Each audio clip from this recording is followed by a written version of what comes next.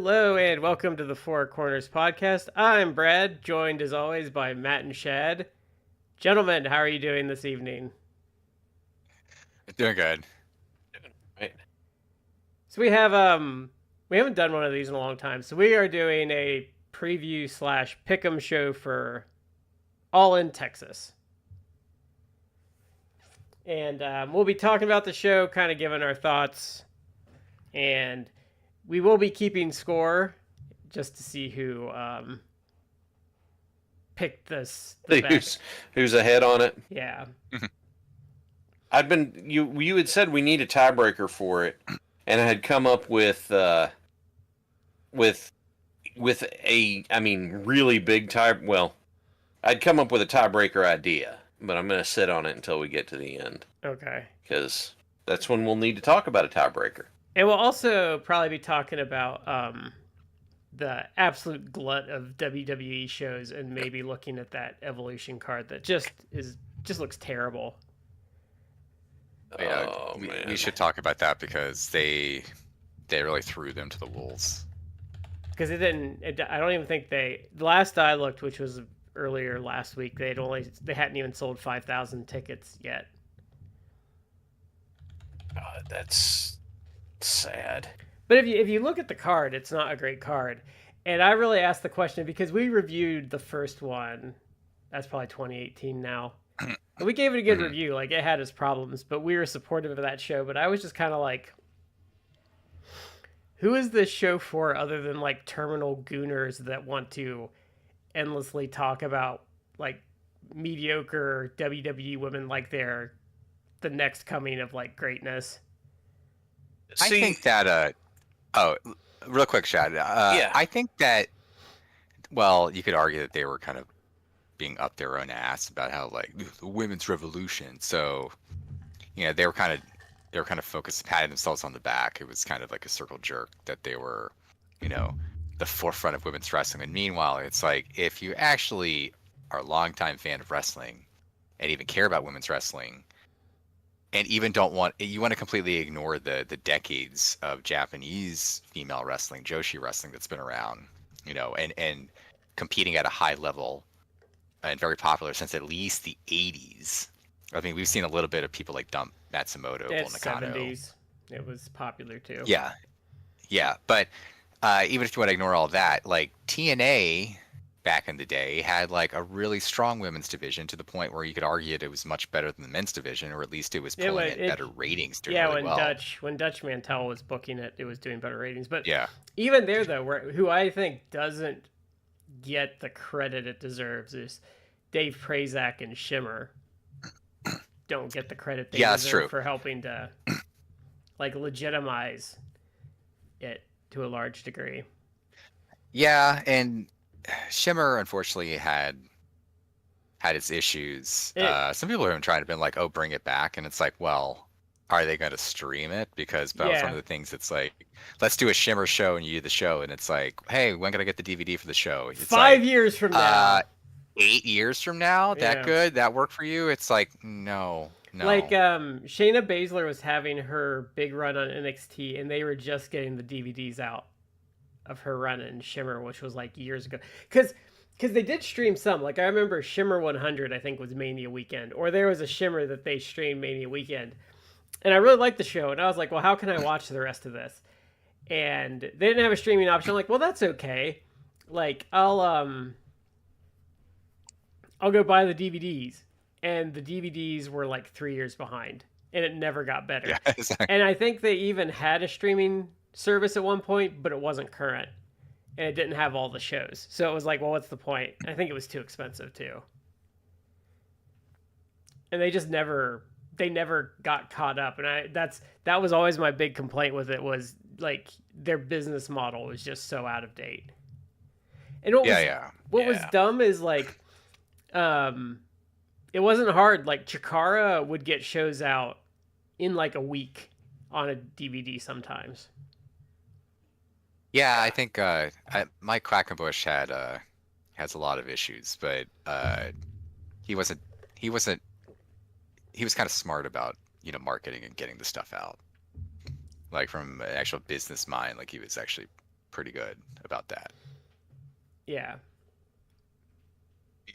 But yeah, I think that Evolution in 2018, they were in the back for the women's revolution, but it wasn't totally like off base. It's like they actually were, trying to focus women, and they actually at that point had been pushing a lot of They had Ronda Rousey was the hot four because horsewomen. she was still trying and they were protecting her.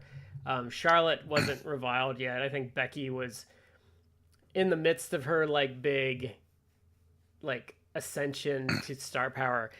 So it did feel like they were making like a legitimate go of it at the time. She was, and that I think they were still trying to, because they were. Was that man? Let me actually look that up, because remember they were doing some. I think they were trying to like she was getting like almost like stone cold reactions where she was getting huge, and their idea was like still trying to be like, well, she'll be the heel. It's like what are you trying to do here? Like that's that not drove gonna me work. crazy at the And then time because she was over so big, and they were trying to say and make her be a heel, and I'm like, and of course, who's the biggest one that's going out and saying it in public was Road Dogg of all people, and it's like, yeah. So let me look. Oh wow. I guess Becky Lynch defeated Charlotte in a last woman standing match for the championship on the show. mm-hmm. I remember that being a good match. The main event was Ronda Rousey versus Nikki Bella. I forgot. It wasn't great. It wasn't good, but I think we were shocked that it was not terrible. Yeah, I kind of feel now that I think about it, because we reviewed this for the show, like probably one of the very first shows we did. It was like in the. I thought like that the it was 6 months. Yeah. It was better.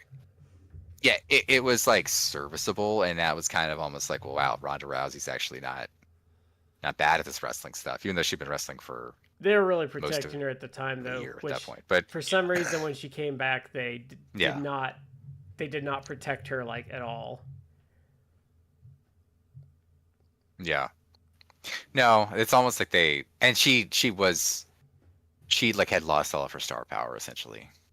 Maybe because they didn't protect her, but she was just like another person on the roster. She had lost it by the end of her initial run, because like when they did that Becky Charlotte program and she started getting booed, she like was in terminal meltdown about it.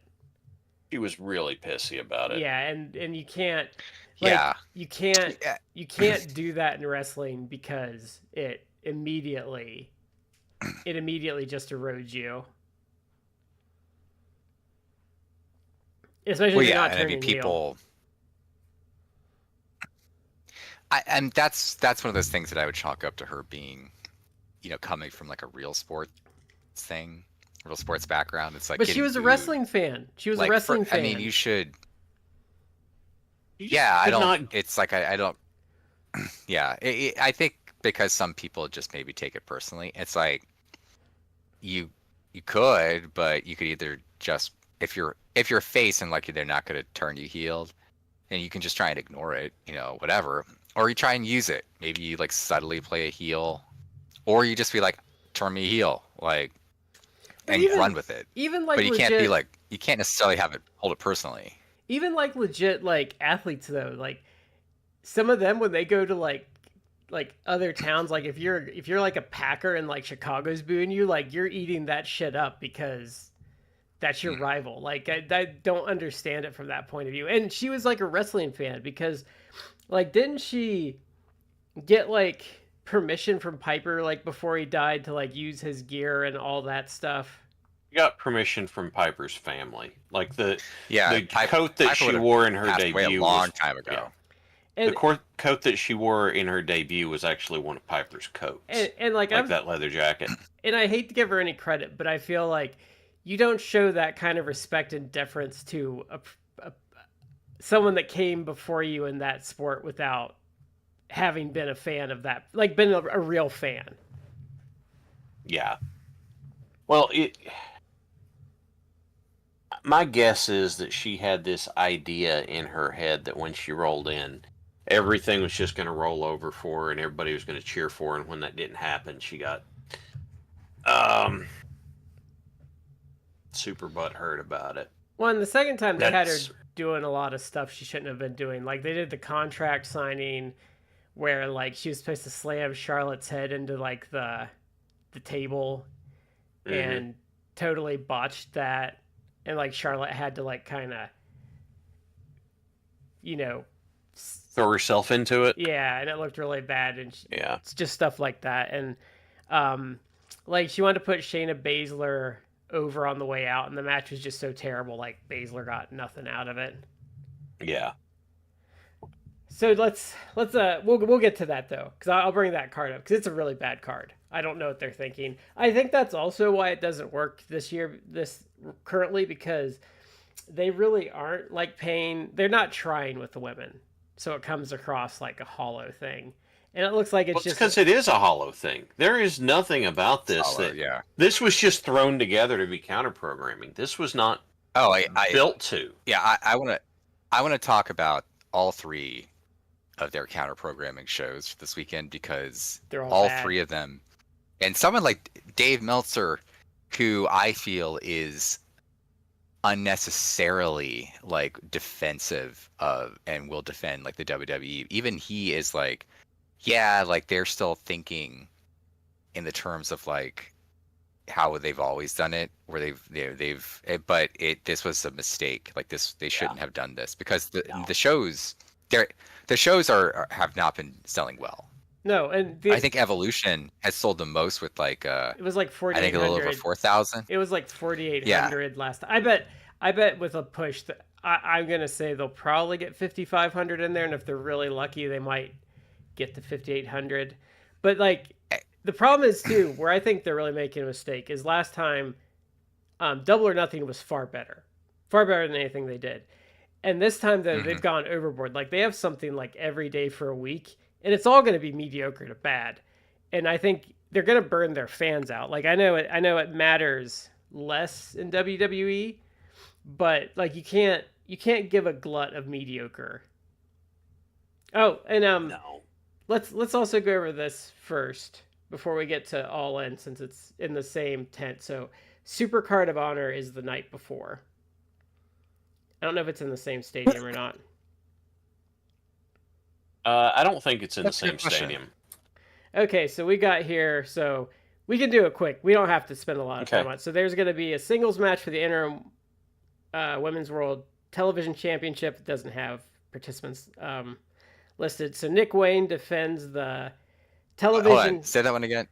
Hey Brad, say that first one again. It's okay. So it's a singles match for the interim Women's Television Championship. They're not participants. Okay, so the reason of that is they just were got announced like today, because the women's TV champion is Red Velvet, and she's apparently injured, and I don't know what shit is they're not saying, but they're like, oh, she could return in a few weeks or months. It's like, that's a big difference. Like Knee injury. Like if you're out like 3 to 4 weeks, that's not bad. If it's like months, it's like 2-3 months. Like then It could be a knee injury, and they don't have a prognosis yet, and it could be a strain. Like it could be like a part. That can turn into a wide gamut depending on the damage. Like if it's ligament or tendon damage, then they may not have an idea yet or something. Yeah. Brad in the chat is saying Yeah. Supercards in the esports arena they did their residency with. Okay. Thanks. So Brad. they already know the venue. That makes perfect sense to me. Okay, so we have Nick Wayne defending the television championship against Titan. I'm going to take Nick Wayne in that match. Titan. I saw the accent point there, but I wasn't sure. I'll take Nick Wayne. I would love if Teton won. He does appearances with New Japan, and he's part of LIJ, I believe, right? Yeah. Isn't he with yeah? And he's with CMLL. I'm taking Wayne because I'm picking the CMLL talent in the next match. That's why. Oh, okay. This is one that, yes, I give it to Nick Wayne because they don't want to take something away from him before he has a or he's got a match on the All In card. Yeah. It's like we leave that. Okay, pure championship match. Lee Moriarty defending against Blue Panther. I'm taking Blue Panther. That's why I picked Nick Wayne. I would actually love if they would give it to Blue Yes, Panther. That would I get a kick out of that. Make it happen. Do it so that Bryan Danielson comes out afterwards. Just gives him a big hug. I would love to see that. I don't know that will happen. You could do. That'd be really fun though. You could do a change back in Arena Mexico in a week, but I think just true. giving Blue Panther something and getting him like in your title lineage is like something even at his age. Yeah, I think that'd be fun. I'm fine with it. I'm 50-50 on if that's what happens. And I don't think Yeah. I don't think Liam losing it's gonna do any harm to him or anything. With as much exposure at Blue Panther's been getting on their TV and how much talk as a legend they've been having, I think Lee could come out of it fine. Yeah. So are you going Lee or Panther, Shad? What the heck? It's more fun to go Panther, so I'll go Panther. Okay, tag. Oh, you gonna say something, Matt? I'll go with Blue Panther. I'm not writing down my predictions because we're not keeping score on this one. We're not for Supercard. Yeah. Not that Supercard's not worth it or anything, but it's not the central topic tonight. Yeah. Okay, tag title match. Dustin Rhodes and Sammy Guevara versus guilty pleasure of mine, the infantry of Sean Dean and Charlie Bravo. I'm gonna take I'm gonna take Dustin and Sammy. I will too. I think they're going to win. They've held the title, I think, almost a year. I think that the infantry should win. I think they actually are. They are guilty pleasure. They've actually gotten really good, and I think they're interesting. And I would like to see them win to freshen it up, but I think they'll still have Sons of Texas win.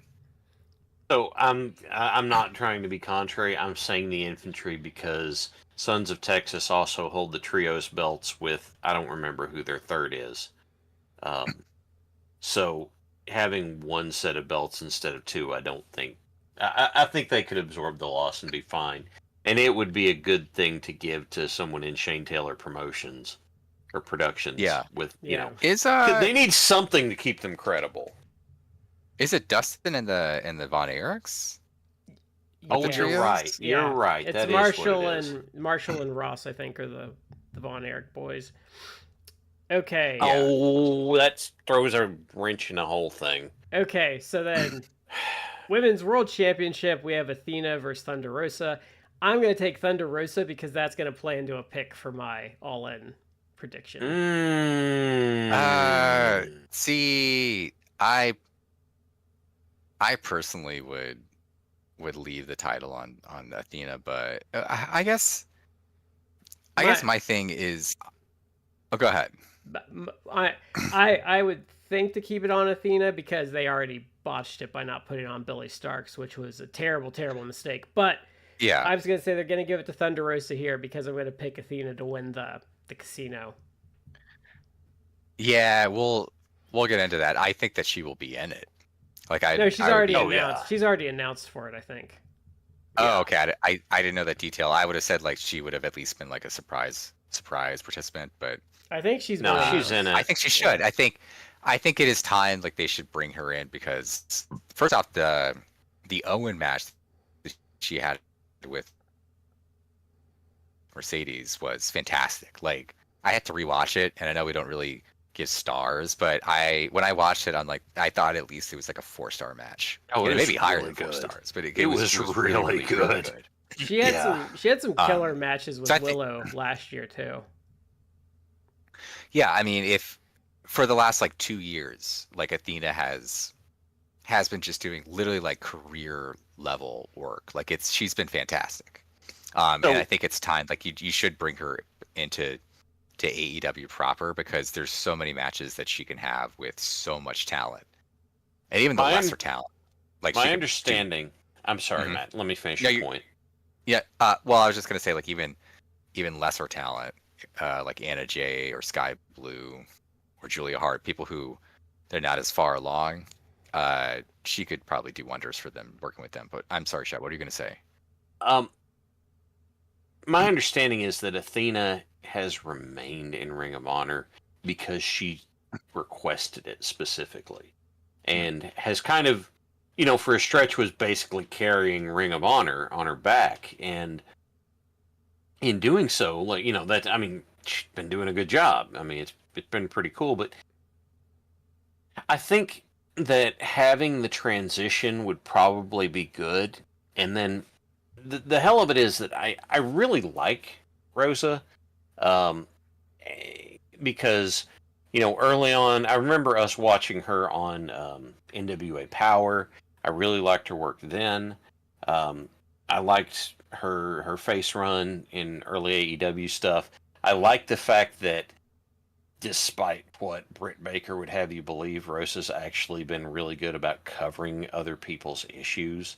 Like that run-in when she did with a chair when Bane and Ford didn't bail out, even though a babyface showed up with a weapon, and she covered for them, says a lot to me about her professionalism and how much she cares. So it seems to me that if Rosa got the Ring of Honor women's title, she could be in a place where she is helping elevate and train and improve folks to get ready for TV stuff. And I think she's... Yeah.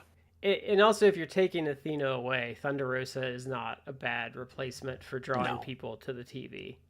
No, and Rosa has been...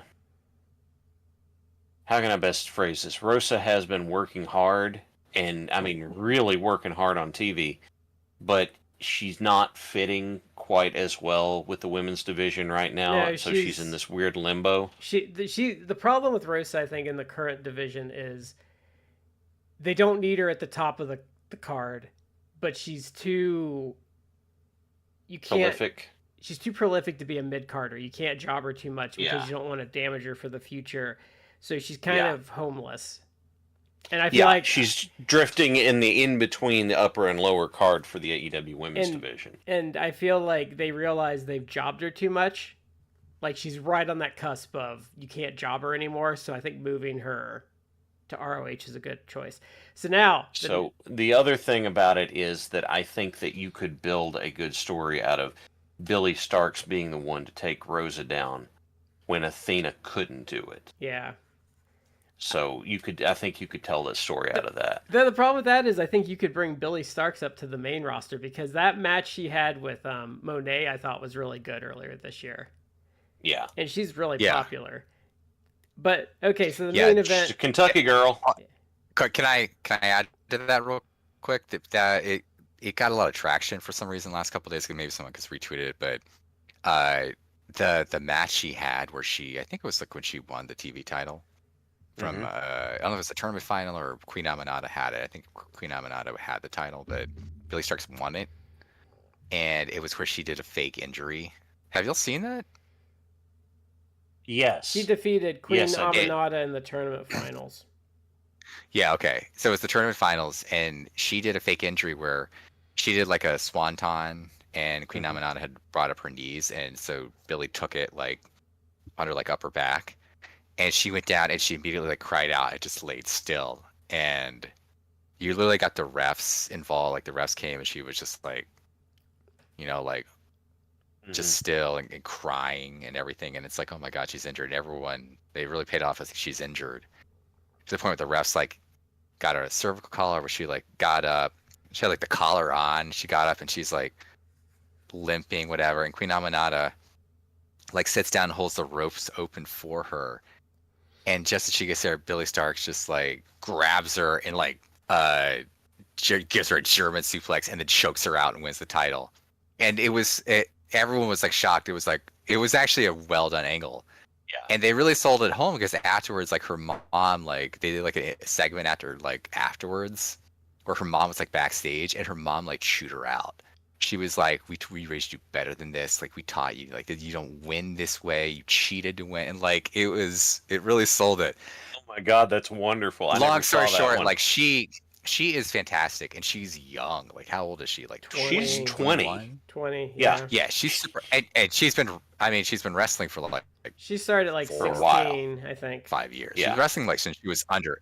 Yeah, she was underage when she was wrestling. That's when one she of the started only wrestling, good and she's thing. very good. She's already that's- really good. That's the only good thing noted piece of shit Brett Lauderdale did was he made sure he She was protected. he protected her and Nick Wayne, like kept them away from like the druggies and the bad influences. So I will always give him Yeah. some credit for that. Okay, so now the main event. I've got a pull for Billy. By the way, she's a Kentucky girl, so happy to see success. So then we have the main event. Now this I think is an interesting matchup. So this is Bandito defending the ROH World Championship against Konosuke Takeshita. So I actually think they're going to put the belt on Takeshita so that he has some hardware for Dynamite, but it's also going to be to kind of push this as like a feud that can go between ROH and AEW television. So it's going to be a way to give Takeshita something to wear, but also use Bandito on TV more. Is Takeshita doing the G1 this year? I don't know. He is. Yeah. I think he is. Well, Okay. Oh, actually, sorry. Let me take that back. I think he Let is. me see if Okay. it says here. But I do know that at some point this summer, so very soon, like maybe by the end of July, but I'm pretty sure by August, he's already notified like he is going to Japan and will be back in Oh. Japan competing for New Japan for some amount of time. Like Apparently, I'm not saying it's it's- confirmed. He's doing the G1. yeah. Okay, so he's going to be doing stuff in Japan for a bit at the end of the summer. So Mhm. I don't know because he's a guy that I'm sure that there will be people who think like there are people I've seen him online who feel like he should be pushed even more than he has been, but it's like he's been consistently I mean, he's pushed the, as like Consistently on an TV. upper like as an upper card guy. He's not he's what I would say is the what's the word? He is like the marquee talent of the Callis family. yeah. Let me He think. and Fletcher. I would say Yeah. I'd say he's the marquee over Fletcher. Like Fletcher is the he's like Fletcher would be like 1B, but I think Takeshita is definitely like he is the feature star of Okay. the Callis family. He's portrayed very well. He's protected. Like he's absolutely an upper card guy. I absolutely can see him one day holding the world title or being at that level where he's regularly competing. Oh yeah. And that's just an AEW. Mhm. Like they have their own issues, but I absolutely could see like him signing or being with New Japan and holding the New Japan title. Yeah. Yeah. Like I think that's a foregone conclusion that will happen at some point, and probably So- for the next like 2-3 years. But I think this is a situation though where jobbing Bandito, like everyone wins because Takeshita gets to wear a belt on TV, but it also gives you a reason to use Bandito more on television, and then you can go to Final Battle or Death Before Dishonor and put the belt back on Bandito, and that can be your like marquee feud. Bandito is a guy that, and we kind of touched upon it in recent episodes, especially after the AEW Grand Slam, that if they can use him, if he stays healthy and they can use him more as an upper card talent, like he has potential to be a legit breakout star to the point where it's like you can put the world title on him. Yeah. And he can run with that world title because even though he's masked, and we talked about, I think Brad, you said like his English is actually pretty good. Even if his English like sucks, he can't speak any English. Yeah. Like he has so much like natural charisma and convey it that he could still get over and do well. Yeah. Like even if he could speak no English, like that's AEW is that's how do I say this? The not being able to speak English thing is a WWE created problem. yeah. He But could it's go also out. it's not a problem for him anymore. Because look at He like speaks good English now. So but look at like back in the day, like there were plenty of guys that didn't talk that were over. I we have Like, it helps to be able to talk, but like, you don't have to be able to. yeah. Are you saying, Matt? Shibata has made a whole little gimmick of like he'll go out there and he'll just press on an iPhone and it'll translate. Now, I'm not saying they should do that with Bandito, but Yeah. he's made a whole thing where it's like he doesn't know English, he can just go out there and translate. I'm going to kick your ass, stupid idiot. Like he can just, Yeah. do something like that, and everyone loves it. It gets over.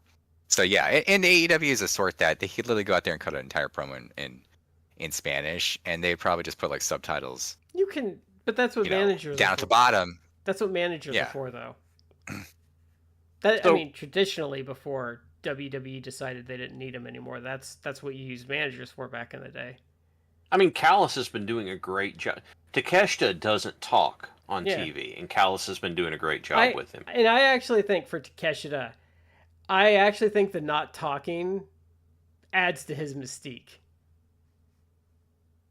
Hmm. Yeah, it kind of adds a sinister air. I think I agree with you because if Takeshita takes the Ring of Honor title, yeah, he's got some hardware, and he can take that with him to the G1 as kind of another feather in his cap. I'd heard some people discussing what you were talking about, Matt, of will Takeshita, would he sign with New Japan for a big deal for them? It's like, why would he do that when he makes more money having a contract with AEW and New Japan both and not working Yeah. as much? He has some sort of joint contract, which, I mean, you would need to know the details of that contract, which I'm sure like would be very closely guarded. But I have to imagine it's not. AEW probably wins out on that. Like they would have. Well, He'd probably. He's probably He'd making probably be far like he can. more with AEW. Yeah. Well, yeah, but Yeah. AEW probably has essentially, I guess, preference to if they're like, no, you can't do work these New Japan shows. We need you to do Because I some think shows here. because I think I think that they're just. what like New Japan makes in a year, like profit wise, is just like, or even revenue is like just a small drop into the bucket of like what AEW is dealing in. Yeah. So I could see it happening because Tony Khan being a guy who goes, okay, if I don't do anything with you for 6 months and let you go do New Japan stuff, then you could raise your stock if they have you do something, put the main title on you, that sort of stuff. I would wonder how well New Japan would take to that, but it is a scenario I could see working out where it's it's like, hey, we're not putting you in a major storyline here so that you can go do this. New Japan's kind of in a spot where they're in a bad spot and they've kind of dropped their pride, so like they really don't have a choice, and I don't think they would raise a fuss necessarily because of the position. I mean, they seem like they've bounced back a little bit this year, but they're still rebuilding, and they had a really rough year last year. Yeah. And there's been like some really rough spots this year, but like they get more out of being agreeable to AEW right now than they do being difficult. So go any ahead. takers? No. What? Any takers on picking Bandito in this, or No, and I can. It'll play into an answer I have for later as well. I'm gonna say Bandito. I'll be the contrarian. I'll say Bandito. I think that I understand the rationale that you've laid out. It's sound. I think that Tony Khan may try and Bandito will still be on AEW television, but I think he'll maybe he'll ring a little more from Bandito as Ring of Honor champion, and maybe hopefully we'll see like Bandito by like November, December being the Continental Classic, since that's still gonna happen, and maybe then is when they start maybe transitioning Bandito a little more into like the upper card of AEW. Like he's in a great position, I think, because they're using him more, and he's coming off like a star, especially with them interacting more this summer with CMLL. But I think like he is a position where they can do that. They can raise his profile, and he can still like make the transition. Meltzer, I think, was it Melcher? Was it? No, it might have been Lucha Blog.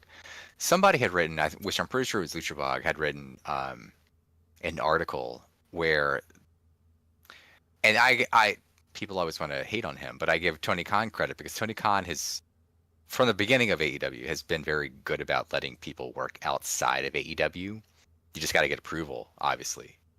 And maybe there's conflicts where it's like, yeah, I need you for this pay-per-view. You can't work this indie show. But he's generally been like very, very agreeable to people working other promotions, and especially his partner promotions like New Japan and CMLL. But the article that I read was talking about how like Bandito has had a lot. He's had a lot of injuries. It's like a couple of years, and he's finally back and healthy from that. And a lot of times when you're injured, you're not being used, or you're not actually working regularly, your confidence takes a hit, your psyche takes a hit, and so Bandito coming out and working these CMLL shows, in addition to AEW, but a lot of the CML shows and other Mexico like dates, where he's being treated like a superstar, and he is getting these big reactions that it's actually has affected his work in a positive way, where it's like you're getting treated like a superstar. Then he goes out there and he puts on an amazing performance because he's feeling it. He's getting the energy from the crowd. It's pumped up. Yeah. So I think if that's what's happening, then again, that guy's stock is only going to rise. The only thing is like, can he be healthy? And I hate saying that because he's kind of not his fault. Like he had wrist injury. That the wrist injury was nagging, but he seems like he's making a case for himself that he can this year. Because like he hasn't gone this long in a while healthy, so I think he's probably okay. So we're gonna head to the next day. So this is the All In card proper. Have they sold out yet, or are they close? They're like right on the cusp, I think. Let me look it up because I'm not sure. I know there's been some. There was some movement the minute they announced Mystico. There's been some banter about how the WrestleTix account is or is not playing it straight. So I'm not sure. They've been there's been some chatter where it's like they maybe play a little loose, where it's like WWE, they will give them kind of preference, and AEW but they posted some WrestleTix. I just looked it up 3 minutes ago. They posted on Twitter. They said that there's a little under 3,000 tickets available, over like 21,500. I'll round down 21,500 tickets, over 21,000, less than 22,000, but over 21,000 tickets have been distributed. 649 tickets in a day, and there are there's a little under 3,000 tickets left. I think that the current setup is just a little over 24,000. I can easily see. They have 4 days into the show. I could see them. They could get it to like. I could see them getting 25,000. They could get close. They might not sell it out, but they'll probably get close. So and if that's also not counting for how much of it might be things like comps for employees or something like that too. I don't know how much of that it would be. They might be able to paper that. Like they might be able to get it to like close to like just under 2,000, and then you can probably paper the rest of that. I could see them doing 25,000 easily, and there are going to be people who disingenuously act like it's. You mean how Wikipedia that's a failure? You mean how Wikipedia specifically doesn't count the first Wembley show as the most attended wrestling show of all time because they only counted the people that were there, not the tickets sold. Mm-hmm. Because they don't count that for like anything fucking else ever. People are so disingenuous. On Twitter, people in the last this weekend, basically, it's the last 2-3 days, they were making the argument. It's like, so what? Like they didn't do as well as WCW, and I looked it up. Like WCW, for All In again, and they've sold more now than when I looked it up. When I looked it up, it sold at least 20,000 tickets. That's better than all but 9 WCW shows. And of the WCW shows, I discounted shows that they did that were joint shows between WCW and New Japan that were held in Japan. So it's like, Yeah. no offense, this is like when Ring of Honor did a joint show with New Japan at Madison Square Garden. They're like, Ring of Honor sold out Madison Square Garden. It's like, no, I'm sorry. They went Did to go they see. really? They went to see Okada in the main event. They didn't go to see Matt Taven in a Ring of Honor World Title match. No offense to Matt Taven. I think Matt Taven is a fine wrestler. He's not a favorite of mine, but he's fine. I have nothing against him. But they did that. Matt Taven didn't sell at Madison Square Garden. Like that sold out because they thought that the Elite were going to be on it. Remember, I don't think they were like that prevalent on the show or even on the show. No, they were going to be did on it, and then AEW after the tickets.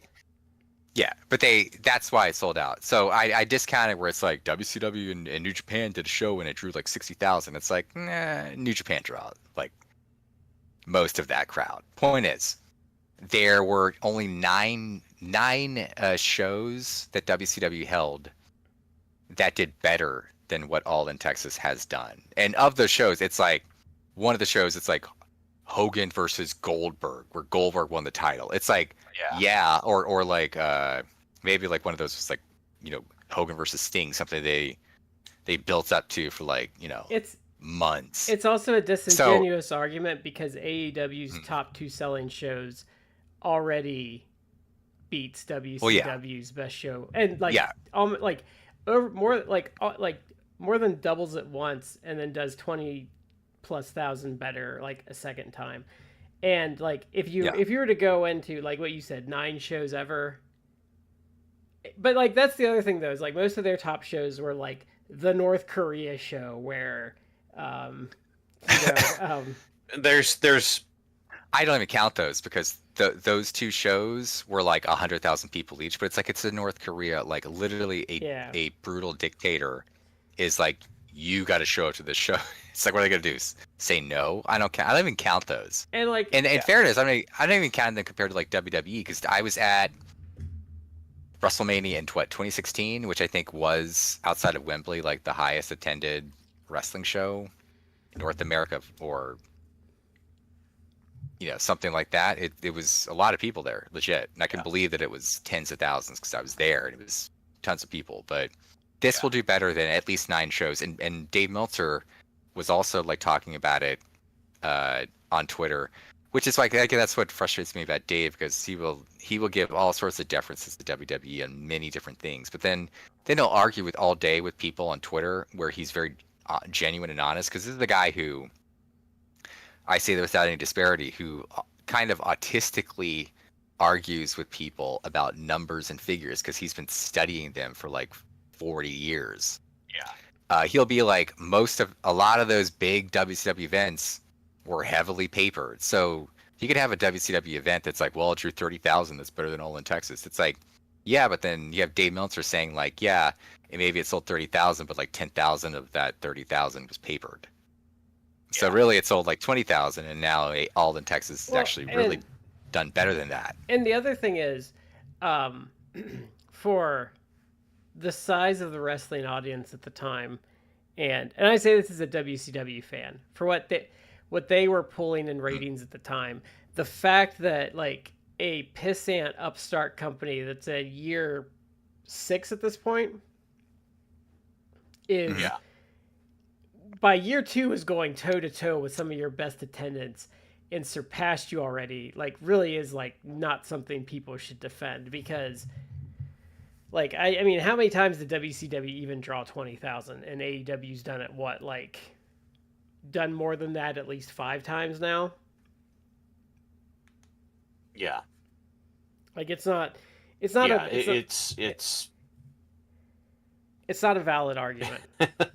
It's not a valid argument because it's rather disingenuous. And I love WCW, but like AEW objectively is a more profitable and successful company than WCW ever was, minus 2 years. Yeah. And I mean, let's talk about they're having a super higher level of consistent success. And Super Genius, Eric Bischoff was such a flop on NXT that he never showed up again. And him and Hogan took over some Tampa Bay promotion that sold like Freestyle Wrestling Association. it's sold like 600 tickets or something. Like, can we just stop the narrative that like, and I mean like the NWO, but like I think even that stuff, like how much of that was even him, like, because we know like the Crow, that was Scott Hall.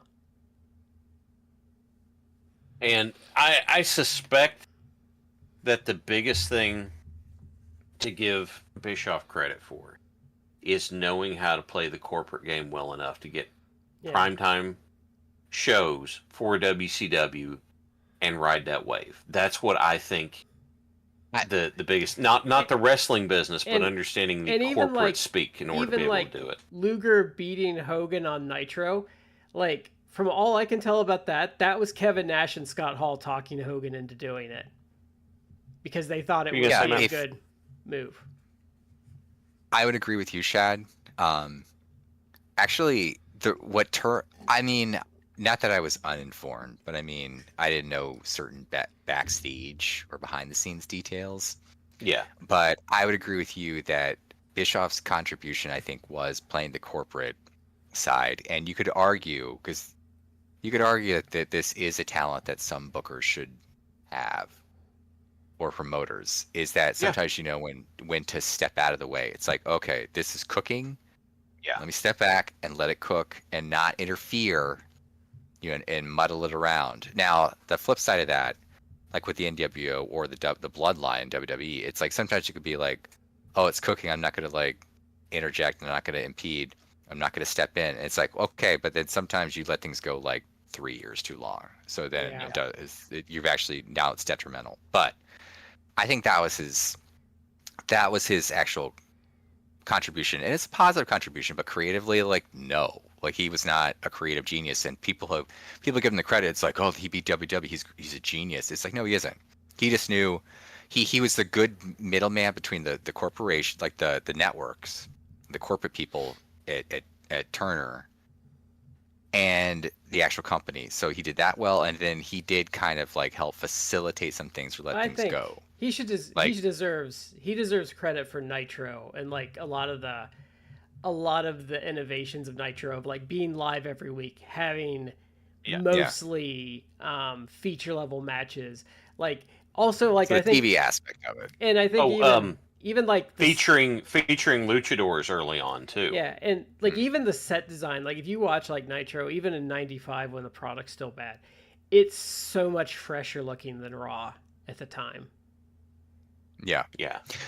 But what I was gonna say real quick is I when I listened to another podcast much more popular than us, the Laps Fan, and they did a whole, they've done obviously many shows, but years ago they did a whole like retrospective of Starrcade from like 82, 83, from like the very beginning all the way through.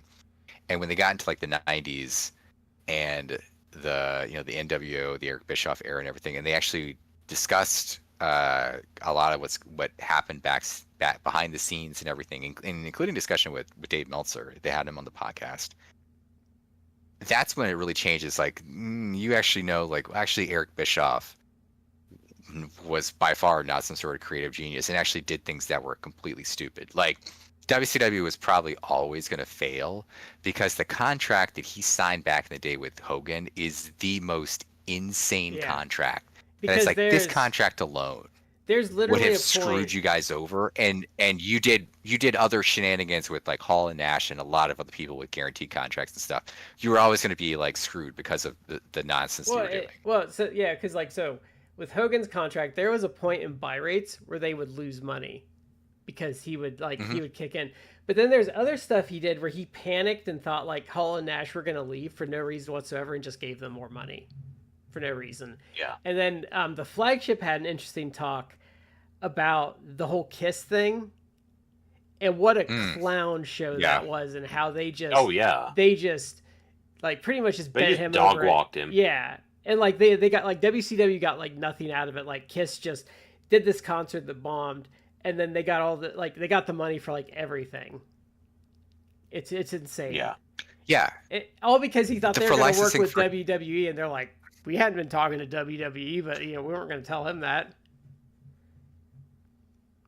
Yeah, and that was insane just because they introduced this. They had this Kiss collaboration, introduced the Kiss Demon character, and it's like you were like 20, 25 years past like what you could even like Well, charitably consider the peak of Kiss. well, in fairness, what year was that? Was 97's Psycho World? I don't know. Mm. Because there was that one album because they did the game like where they did the action figures and stuff like there was that one album that was like around like the mid 90s that got like a lot of hype and play, which I think really wasn't them at their hype but was getting them a lot of. And there was like, the Kiss comic book where we put a little bit of our blood in the ink. Like there was that at the time too. They, I do recall, yeah, they had a little bit of like a nostalgia run. Yeah. But it wasn't like worth like it wasn't worth like what WCW did with them. They did get dog walked. There's totally. the thing that killed me the most out of that was the fact that one of the contracted things was that the Kiss Demon had to be in a certain number of main events, and they're like, after the contract's done, they're like, we ain't putting him in. So on WCW pay-per-views, they had a match with the Kiss Demon that was a special main event match in order to meet the contract obligations, and it's like, wow, that's it was terrible. Psycho Circus, which was 98, is the one that they were getting a little bit of heat from and did all the see if it said what it sold. Sold 110,000 copies. Its first week debuted at number 3 on the Billboard 200. And they got like a video game off that. I think their action figures came out and like the comic. Like they were kind of getting a little bit of, I would say they were getting a little bit of a comeback at the time. But yeah, but like that concert did a terrible rating. Yeah. On Nitro. I remember about the time, not long after the whole concert and all that sort of stuff, someone had shown me a picture. It was Gene Simmons is standing next to a Kiss casket. Like the casket has like Gene Simmons' face on the open portion of it with the caption, "This is where my dignity has been for the last 20 years." And I was like, if nothing else sums up Gene Simmons like this, I would like to see it. That's part of his charm, though, is how just shameless he is. It's absolutely shameless. I will say, in defense of them, as much as I love ripping on them, but like if you hear them talk, like especially when it comes to their shows, they're like, we were going to shows when we were kids and stuff. Like we hated it when we'd go and like they would just dog it. So like we've always said like, fans are paying their hard-earned money for our show, and we're going to give them a show. So I will always give them credit. I appreciate that. I appreciate that, but it's just, man, Gene Simmons is just such a chode. But what's funny is my mom was recently talking about them. My mom's like in her mid-70s, and she's like, "Yeah, I remember them." And then I remember the '80s. They were like the first band that took the makeup off, and I'm like, I really wish you would just put it back on. I remember it. Yeah, the Unplugged concert. No, that was in the '80s. In the '80s they became like a standard hair band. So like there was because like I think when Ace and Peter left, they took the makeup off from like '82 to like '88 or something. So there's like 3-ish albums where they're just like a hair band. Okay. Yeah, I don't understand their logic for that, but well, there's actually a funny thing if you look up, just as a random thing I saw. So there's a Paul Lynde Halloween special where they were like just breaking on into the scene. If you want a real trip, the woman that played the Wicked Witch of the West was in character on that special, and she introduced them. Hey. Yeah, it's just really weird. Also, they found her appearance on Sesame Street a couple years ago. She's All in right. she's in character for that too. Mr. Rogers, she was out of makeup. Okay. Okay, so we're gonna. So What were you gonna say? Brad, I also not because it just struck like it popped in my mind. I haven't thought about it in over 25 years, but in 1999 there was also the movie Detroit Rock City Oh yeah, that movie that sucked. I that saw that in bombed. theaters. It bombed, but I remember it was at the time. Maybe that partly played. Oh, this movie's gonna come out. They're gonna be big again. It's like they were not. It did not do well. But It was better than Ready to Rumble. It had a. Yes, it was. That was okay. That was when I was in high school, and it was me and my friends being like, okay, let's go do something. And so we went and saw Detroit Rock City, and it was fine, I guess. With the Jason Mewes ripoff guy as one of the lead characters, and it was fine, I guess. Not. And my brother and I went and saw Ready to Rumble because me being a dumb freshman sophomore in high school wrestling mark, I was like, let's go see this, and it sucked. It was bad. It sucked. It insulted its own audience. The movie was built on contempt for its own audience. So I was like, oh god. That gave me a brilliant idea. I should make Other Brad come on. We should get Canadian Justin. We should get Crow, and we should do Ready to Rumble. Oh god. Ready to Rumble would kind of be fun. Would Crow disown us if we made him watch that? Okay, so he liked PCU. Like, he was really appreciative of PCU, so we're 1-for-1 with him. Well, knowing some other stuff, probably not, except I wouldn't want to push it too far, because I don't want to get stabbed, okay? Like, that's my concern with Ready to Rumble, is I don't want to get stabbed. So anyway, All In. Yeah, that's... Let's get away from Ready to Rumble and go to All In. That was Vectron. That was Psycho Circus, was the first-person shooter you're asking about. I think that was on PlayStation. Oh my god. I never played it. So, wasn't also with the Kiss Demon, one last thing. Didn't the Kiss Demon not actually wrestle for a long time because it was Bryan Adams at first, and then something happened, so then they switched it over to Dale Torborg 6 months later and started using it well after the fact? It was supposed to be Bryan Adams. He was the one that walked and got into the limo, and then, near as I can remember, he just didn't want to do it. Good man. And he's like, no, I don't want to do this. This is stupid. And Torborg was a big Kiss fan they already had on the roster, so they got him to do it. Yeah, and Dale Torborg actually, I think, has a World Series ring with the Marlins as their hitting coach. Really? Yeah. He did some TNA stuff, weirdly enough. But okay, so we're going to go to the show proper. So we're going to kick this off. So 3-way match for the AEW World Tag Team Championship. The Hurt Syndicate versus Jet Speed, and then versus the Patriarchy. So I think this is going to be the Hurt Syndicate losing the belts, but I don't know who they're going to put it on. I could kind of see them doing Jet Speed getting a shortish reign.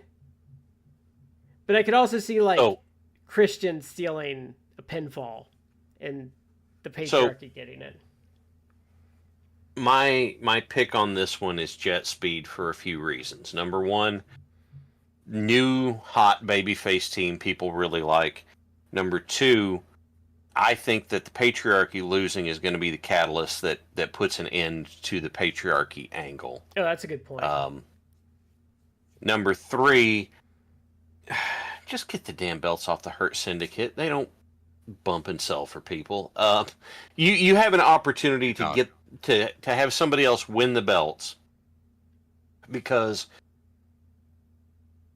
the Patriarchy slips on the banana peel, and Jet Speed's able to steal. I could even see the finish on it is Christian gets in Nick Wayne's face because Nick didn't put something away, and Christian's yelling at him, and Nick Wayne just clobbers the hell out of him, and Christian's on the mat, and Speedball has jumped and done a tope on the Hurt Syndicate members, and Kevin Knight does his UFO splash off the top. Like I could see that being the finish. Well, I could see That's something similar where, so what I could see is, they kind of do a double team move, they fuck it up. Nick Wayne, like let's say Nick Wayne comes off the top rope with like a drop kick or something, hits Christian, and then they roll Nick Wayne up and get the win and get the belts, and then afterwards, Christian's kind of berating him and stuff, and then Nick Wayne just lays him out after the match. Yeah, I can see that. And I'm then, just thinking the visual of Kevin Knight on top doing his huge UFO splash would be a great way to end that match. And But then- I could see it being, and then you know, Bailey doing this kick. and you can have the Hurt Syndicate afterwards doing like, just being extra vicious and like just absolutely just devastated that they lost and like making excuses and stuff and whining and crying about it. Yeah. But What do you think, Matt? So are we all in agreement that we feel that the Hurt Syndicate is going to lose? They're not Yes. going to win. This is perfectly set up. This is perfectly set up to I'm do. hoping so. Well, but why I think it's a good situation is, so you can do a couple things here. You can get the belts off of them, while protecting them if you want to, but you can also break up Christian and Nick.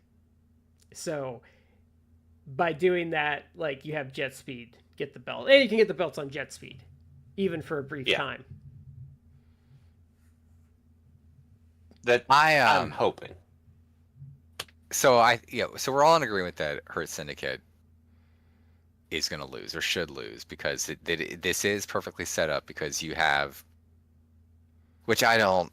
There's been a lot of criticism leveled their way, and in giving them the benefit of the doubt, it's hard to actually give them the benefit of the doubt because when things like this happens, where it's now suddenly it's a three-way. It's like, well, this seems perfectly designed so that they could lose the titles without actually like having to take a pinfall. So they're still like ridiculously protected, and it kind of fits the story too, like the story that they've had. Which I get why people criticize them, but the idea of the story is they're these big bad dogs, and you have all these little dogs that've been nipping at their heels, and it's the perfect chance for one of those little dogs to get there, to take their shot and get them. Yeah. I personally would like Jet Speed to win, and I think that it would kind of cement them because they both Kevin Knight and Bailey have appeared this year. They signed this year with AEW, and since then have been like pushed pretty heavily and have been fantastic. Like have Getting great over performances. too. Have gotten really over with the crowd. So And I should would they say- win? Like I would say Mike Bailey has been a difference maker. Like he's really freshened up the mid card a lot. he's been great.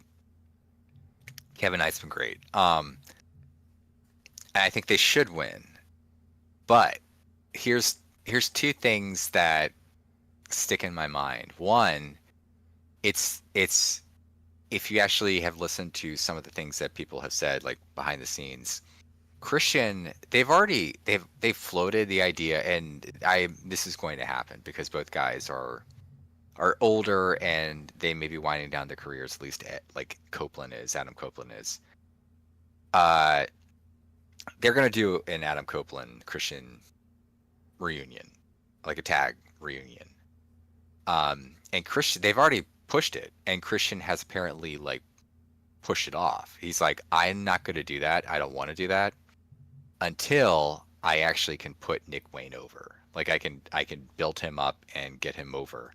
Which, if you know anything about Christian, like that seems very in line with Christian. Christian has we've kind of extolled his virtues before on this show, but he is underappreciated in how good of a worker he is, and two, how he's been older and an established guy and still used at a high level because he can produce at a high level. Well, and he's but he's still hungry. He's been kind of he's still hungry.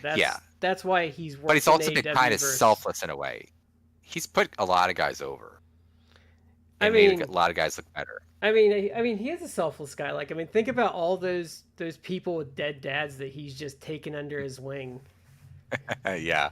I Um, Here's why I can see them actually winning. Okay.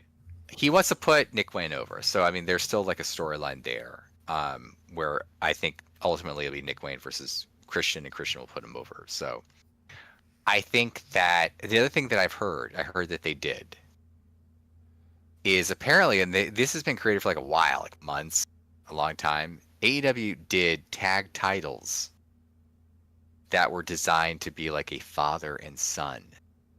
That's been reported, and it's like, well, why would you use those? Like, you're not introducing new tag titles unless you had Christian come out and be like, well, I'm declaring myself tag champions. I guess they could have Jet Speed win, and they still Christian introduced those titles, and it's like he's delusional. It's like, well, actually, I shouldn't have lost. Like, me and Nick are like the tag. They could do that, but because that was mentioned, and I'm not making this up. Like, I saw that got reported. I think even Tony Khan like talked about it. I could see them, Christian and Nick Wayne, winning, and then they introduce these tag titles like this, like much how like when MJF, debuted the world title with a different strap, or you've seen like the TNT title like change straps. It's like I could see him be like, these are our custom tag titles, me and my son Nick Wayne. So I could see that happening. So I'm gonna go contrarian and say like they are gonna win because of what I had heard. I'm just like completely theorizing. I like that. Or it could be like what I just said. It's like Jet Speed actually wins, and now you have like a feud between Jet Speed and Christian and Nick Wayne.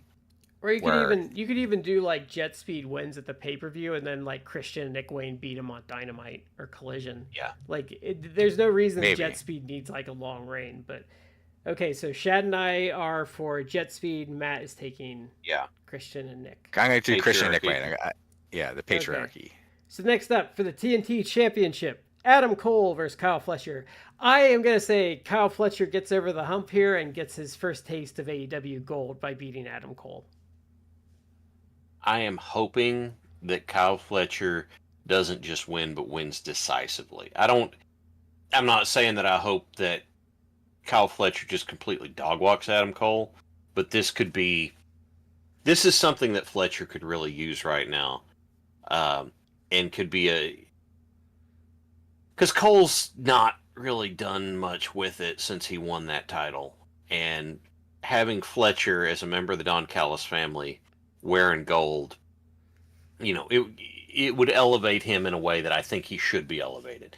Kyle Fletcher, I think, is going to be a future centerpiece of the company. Cole doesn't need it either.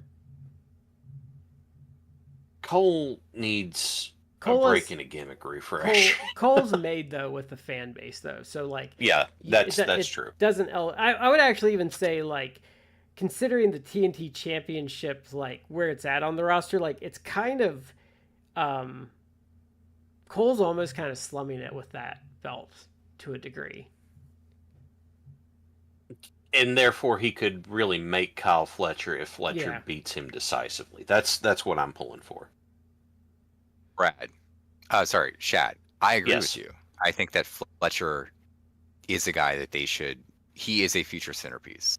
Like, that's a guy that, and he's obviously been built up well. I mean, the matches he's had in the last, like, I'll say 12 months against Will Ospreay, for example, like, he's clearly like a star on the rise, and he's improved like tremendously. I saw someone say this, and it's a contentious statement for many, but I actually agree with it, is that I saw someone say like Fletcher is more the complete package that people think that Will Ospreay is, and I'm sorry, but that's true. He is better at the things that Will.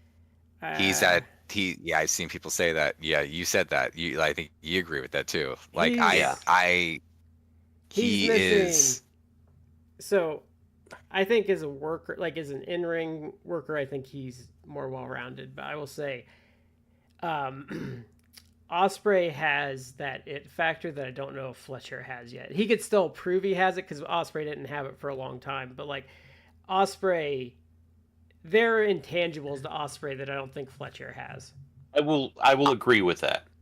Go ahead, Matt. I'm sorry, I cut you off. Osprey is a guy that I think it's got to be a foregone conclusion that he will win the title at some point, and I think that he will be a big star. And I think there is something to. I don't think they've lost their moment with him. Dave Meltzer thought you should put the title on him like a month after him debuting. It's like, let's be fucking realistic, Dave. And I there are many things I like about Dave, but again, Will Ospreay could step inside a ring, lift up his leg and give a big fart, and then walk out, and that's the end of the match. And Dave would at least give it 4 stars. And if it's the Dome, maybe more. But I mean, he will overrate.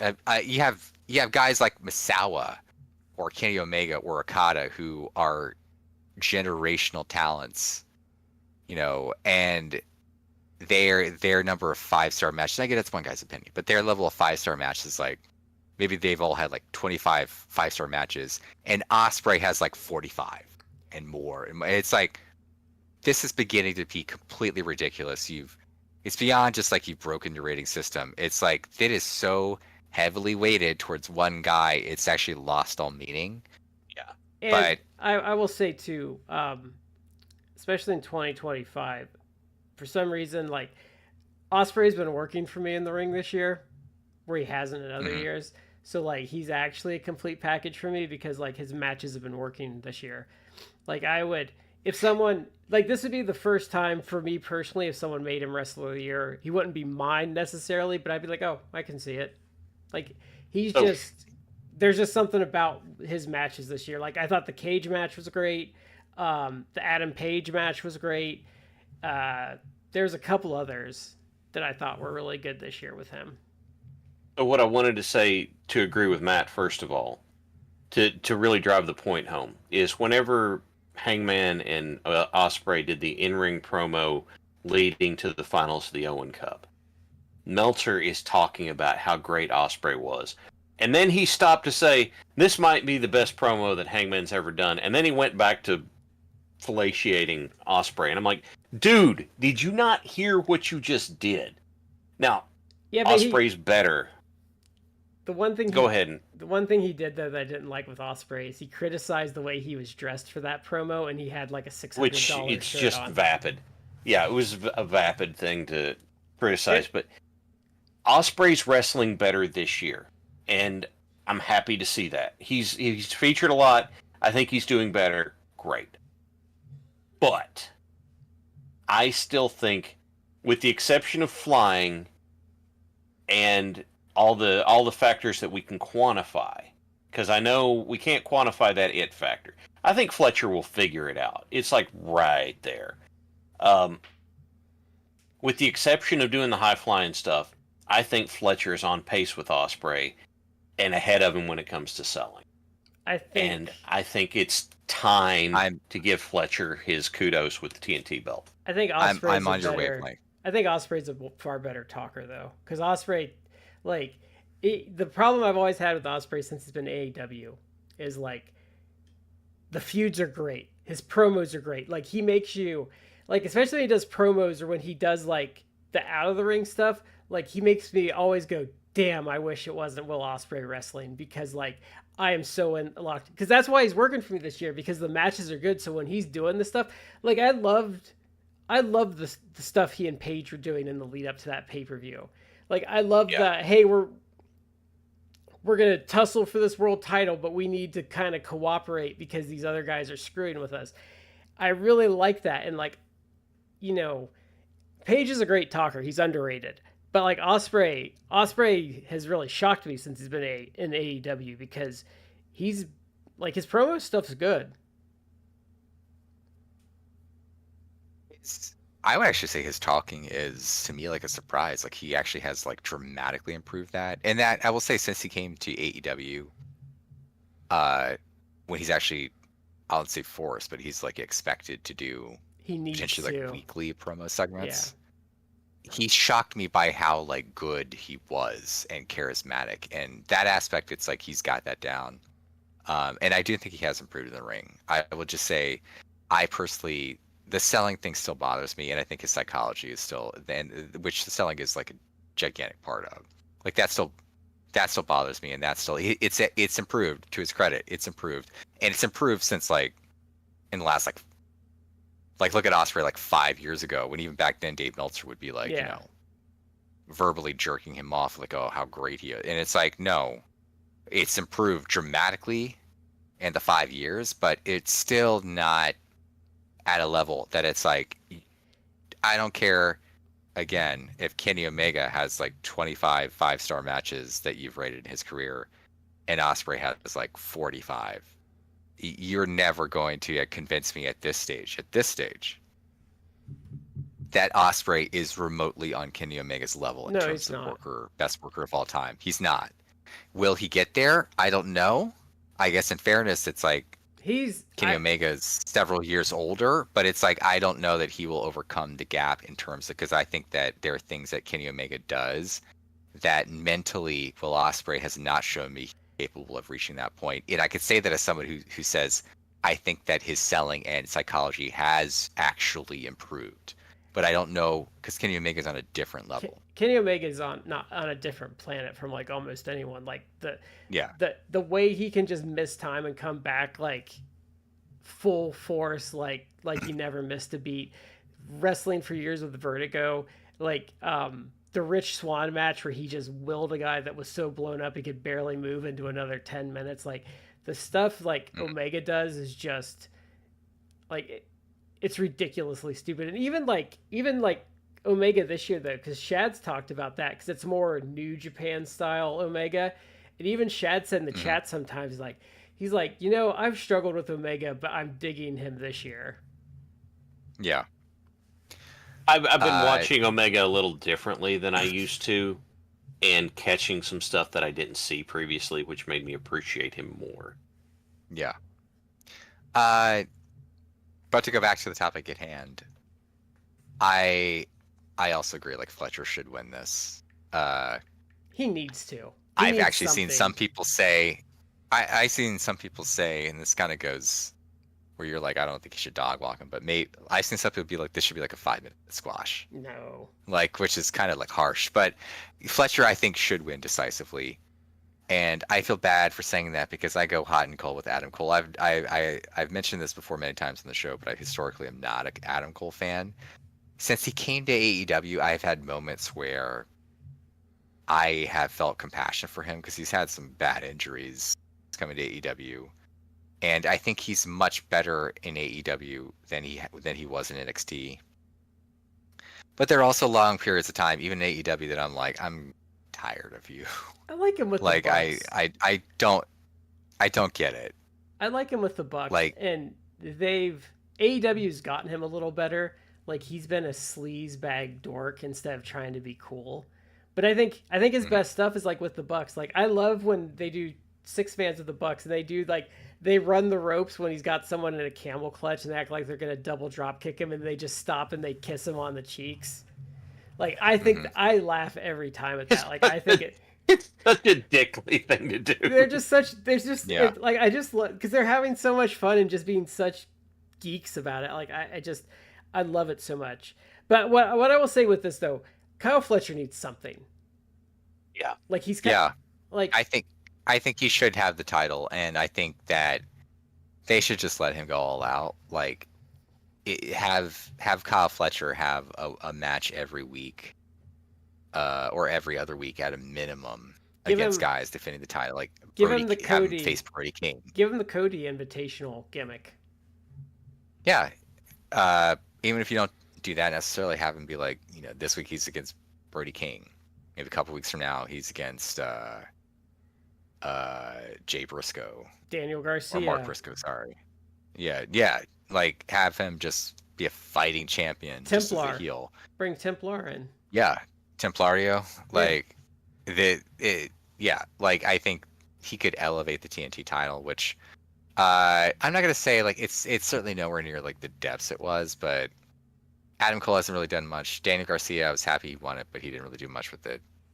Adam Cole's been they were stabilizing factors for it. Like, I think it was booked okay, which was good. Or, I would love to see Fletcher take on Atlantis' dickbag of a son.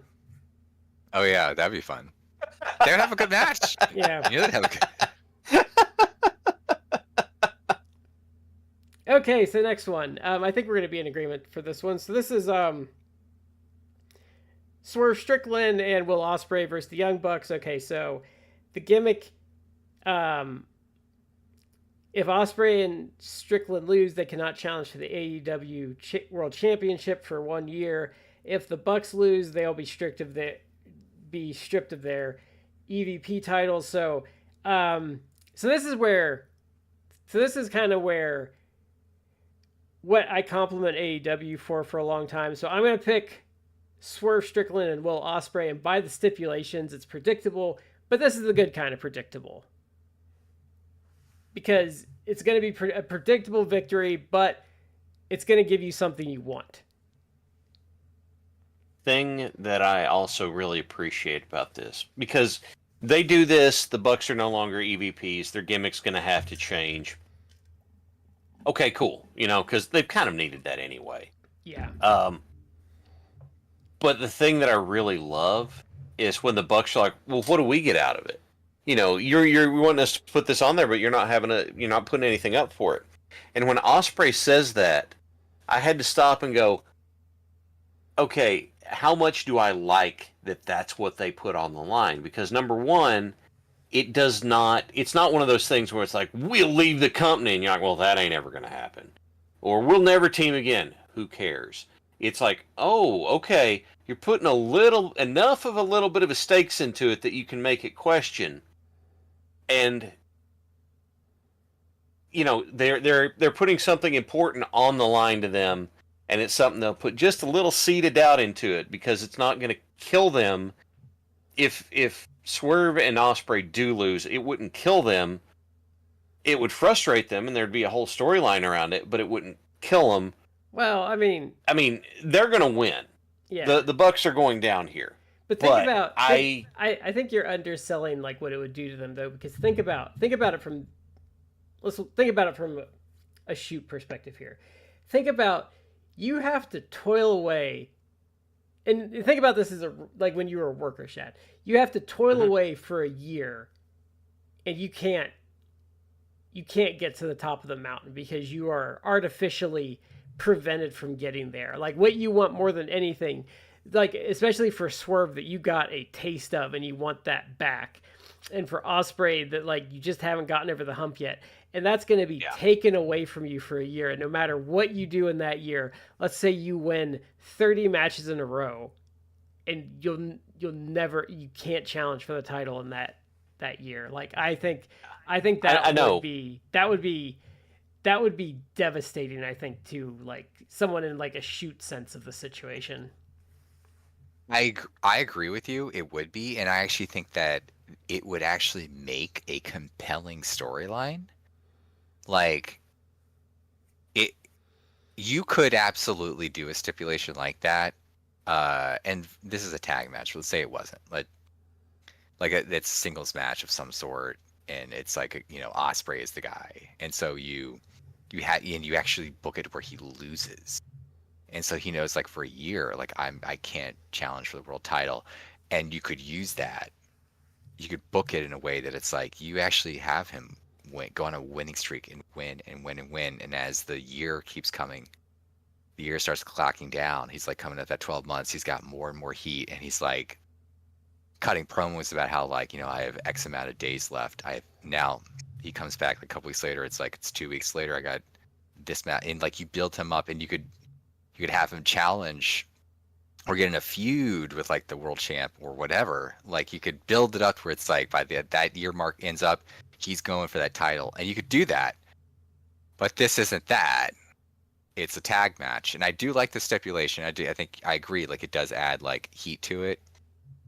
But I think in everything that's been going on, I do feel it needs to be Swerve and Ospreay, and that's who I'm going to pick, because this is the perfect opportunity to write off the Young Bucks as the heel EVP storyline. Just close it and have them move on. Like, they didn't appear as much last year and it was like, well, it even came out. It's like, oh well, it's because like they in their new contracts they agreed to like less date. It's like, well, I wish you had told us that beforehand. Like that's why, they do a hot angle. Then it's like, we'll see you guys in 2 weeks. It's like, don't do that.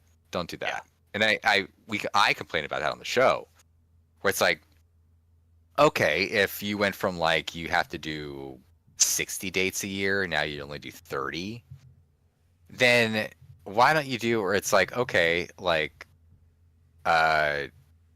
12 of those 30 dates we're gonna do consecutively, because we're gonna do like a 3-month angle, and then like then we'll shut it 3-4 month angle, then we'll shut it down, and then we'll be gone for like 6 months, then we'll come back and do the rest of the dates, whatever.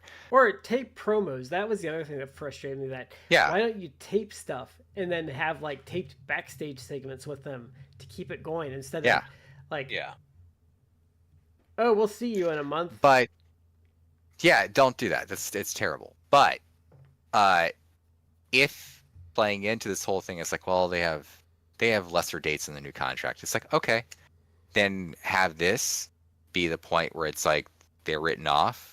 You have them gone for 3-4 months, and then bring them back, towards the end of the year, and now it can be different gimmicks, different characters. I actually think maybe it's time to cycle them back as like faces.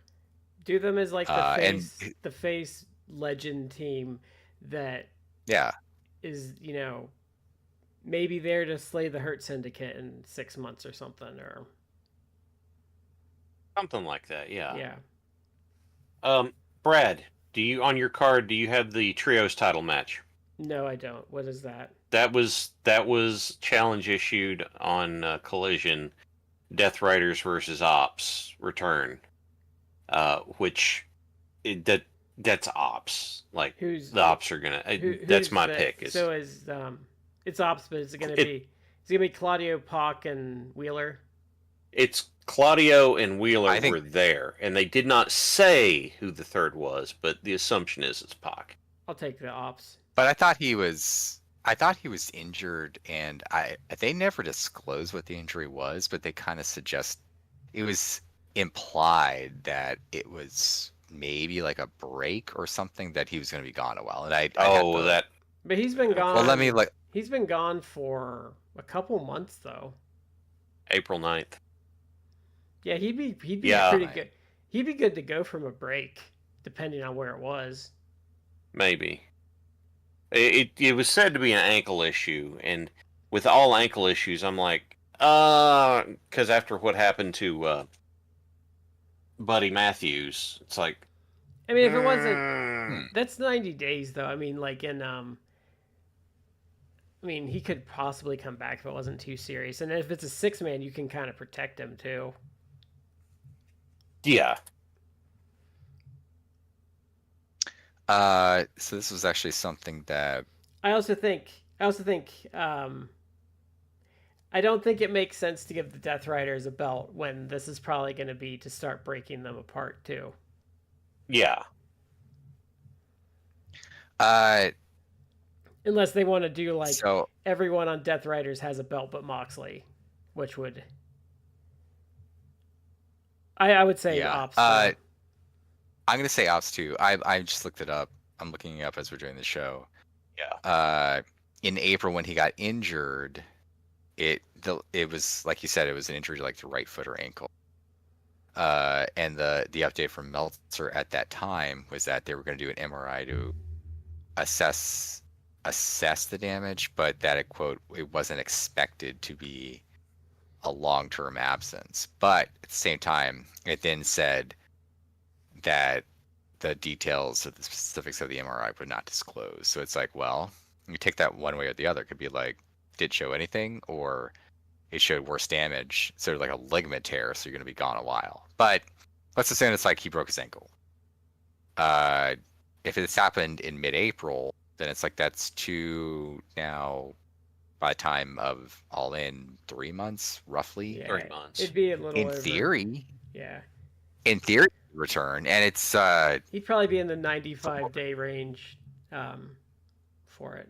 It's also a multi-man tag match, so he would potentially have to do less. Let Yeah. me see. Time frame for broken ankle. I'm Googling this versus Chat GPT or whatever. A broken ankle or ankle fracture typically takes 6 to 12 weeks to heal. So So he'd be fine. the 6 weeks for sure in the lower end would absolutely be like June. 12 weeks would be obviously like that's a little longer. He'd be in the 9-ish About 3 week. months. So that still would be He'd that'd be in be the 9 to 10 week range, I think. it's theoretically possible it could be Pac. Yeah. I don't know who else it would be. Like you're not gonna have Jon Moxley do double duty. They might call Gabe Kidd up to fill in for You it or could something. get. I can't. I think it'll be the can't, Ops. I'm sorry, I can't fall asleep that early in this show if you're bringing Gabe Kidd in. Oh, I'm sorry. Am I not supposed to? Am I still supposed to pretend like he's awesome or something? Like I told you I don't hate Gabe Kidd, but I don't hate him. my I just think impression he's of boring, and like I don't get why everyone was my acting like got such a boner for him just because he worked one good match with Omega, and then like promptly forgot he existed because he's boring. guys who were not as good as Gabe Kidd, and that's a compliment to him, because I feel he is a good worker, but guys who were not as good a worker had amazing matches with Omega. That's Omega. But Chad, this is a kind of reference to I think you should leave on Netflix. But my summation of Gabe Kidd, his gimmick is that guy yells. That actually is a good summation of his gimmick. Like I'm not saying he's a bad worker. I'm just saying he bores me to tears. And when he ran in for the cage match and it was Gabe Kidd, I'm like, oh, okay. Which, by the way, I just watched in the last day or two, actually yesterday, the cage match because I'm always chronically behind. That ending was so on bad. Dynamite or Collision. The what? That ending to that cage. The ending was bad. That was terrible. The ending was bad. It was very contrived, but the cage match between Samoa Joe and Moxley was good. It started off like fine, not bad, but just like this is a cage match, and then it built and it got really good. And as you saw, like they told the story of the match well, and they protected Joe in the way they should have, in the sense that Moxley kept getting increasingly like desperate to put away Joe, and it just wasn't happening. And I love that Joe obviously has held the title, but they really have done a good job protecting him, that he is just a monster, that it's like it's difficult putting him down. Like I love that they've done that. And I thought that was a great match outside that was a good Dynamite, but I hated that ending because it's the problem. That match is like exemplifies why I hate the Death Riders matches, especially the Moxley title matches, because it's like, okay, like who hasn't run in yet? And that match typified it. That's why I hate the Moxley title reign. Okay, so we have the women's casino gauntlet match. I already did my spoiler on this, and I picked Athena winning it. So my pick for this one is, I feel like with what they've been doing here recently and what they've been setting up for, my pick for this one's actually going to be Statlander. That's an interesting pick, because they've been doing a lot of stuff with her, like Moxley telling her don't let anyone else decide your worth, her deciding I'm going to make my own way, like all this stuff. I'm like, kind of feeling Statlander for this. She has the most story going in, I would say. So that's where I'm at. Have they announced anyone besides Athena? Statlander's the first. That's the first one in it. Yeah. Willow's going to be in it. They're having. I'm sure I just Megan lost the Bayne thing. And Penelope are. They're having on Dynamite. They're having a 4-way match for because Statlander's number 1 in it. I love the Casino Gauntlets flips the Royal Rumble dynamic, because being the first one in is a benefit. They're having a match for who's going to be number 2. It's Bane versus Ty Mello versus Tekla versus. Oh, now I'm vapor locking. It's not Anna Jay. It's not Willow. I don't remember. It's not it's Penelope Ford. Is it Mina or Izumi? It's not Mina. No, it's not Mina. Oh. Who? I think Is that it Mina Billy? and Is it Billy? Blue Sky or whatever her name is. Sky Blue, no, Sky and Blue. it's not Julia. I just looked at it, for God's sake. Okay, I'll have it here in just a second. This is killing me.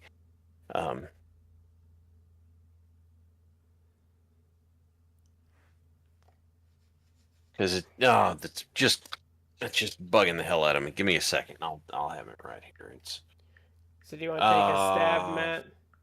Aminata. Okay. oh, Queen So Aminata. it's Bane, Aminata, Ty Mello, and Tekla for who gets the number 2 spot.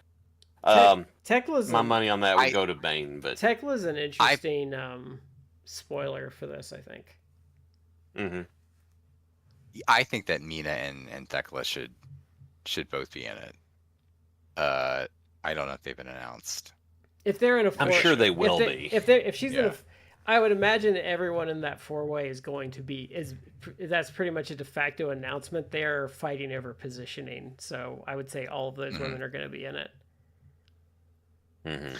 And I like Megan Bane being in it too. Megan Bane is someone who like long term, like they need to have her win one of those titles and be a force. I think she's great. I think they're protecting her pretty well so far. Yeah. The women's division. People need to realize like we're at the point now the women's division is actually like fantastic. It's better than WWE, Like, I would say, as much as people would not admit that. Oh yeah. Yeah, it's very, very, very strong. It's like I would say like maybe at the very top end the WWE is still better, but like as far as depth goes, like AEW has surpassed them. Mm-hmm. Now I have a question though. So they usually have like a nice, Joker entrant. So let's play a little thought game here. What do you think the chances are that maybe Shayna Baszler is the Joker? Ooh. Oh, I don't know what her 90-day would look like though if she's on one. I know what my pick for the Joker would be, based off of a news report I saw here not long ago, would be Isla Dawn. Oh yeah, that one. Because supposedly AEW's interested in Isla Dawn. Well, yeah, she'd be a natural. I don't know why WWE got rid of her because she was one of their better workers. I would say, because I think that they will sign her,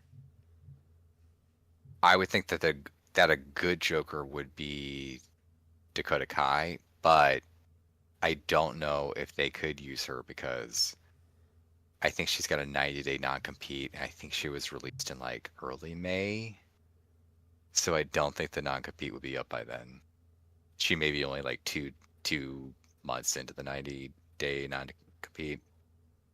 So I think that she'd be a bigger, no offense to Isla Dawn. I think Isla Dawn is a good worker. Like I think she'd be Dakota Kai would be more of a splash. And there are people who are arguing like they should not bring in Dakota Kai or Isla Dawn because they have enough women on the roster. I would say Isla Dawn long term would have more upside than Dakota Kai because I'm pretty sure Dakota Kai has graham cracker knees at this point. I like Dakota Kai. I do. I've been a fan for a long time. She was in Shimmer. She'd be Evie, I think, is what her she did stints in Stardom, but she is 37, so you could sign her to a contract. Her knees are. You could sign her to a contract, and I wouldn't be against it, but maybe you signed her to like a 3-year contract, and that's it. And I think she has value. Like I wouldn't be against signing her, but there are people who argue like you should not sign her, Dawn, that you should just work with the roster you have. And I kind of get that because there are women who should be featured more and aren't because there's only so much time. Yeah, but signing a depth piece here or there, like Isla Dawn, like what? Yeah, You're not gonna tear the whole division down for Isla Dawn. That's just a good depth piece to bring in, and she's relatively like not old. Like it's someone you could do something in the future. It's not like she's 31. It's not like when they signed like Paige and she was just a disaster. She didn't pay the mortgage, so she didn't get to stay in her house. That was the thing that I took away from her. Like other than Ric Flair, she might be the worst signing that they've ever made as a company.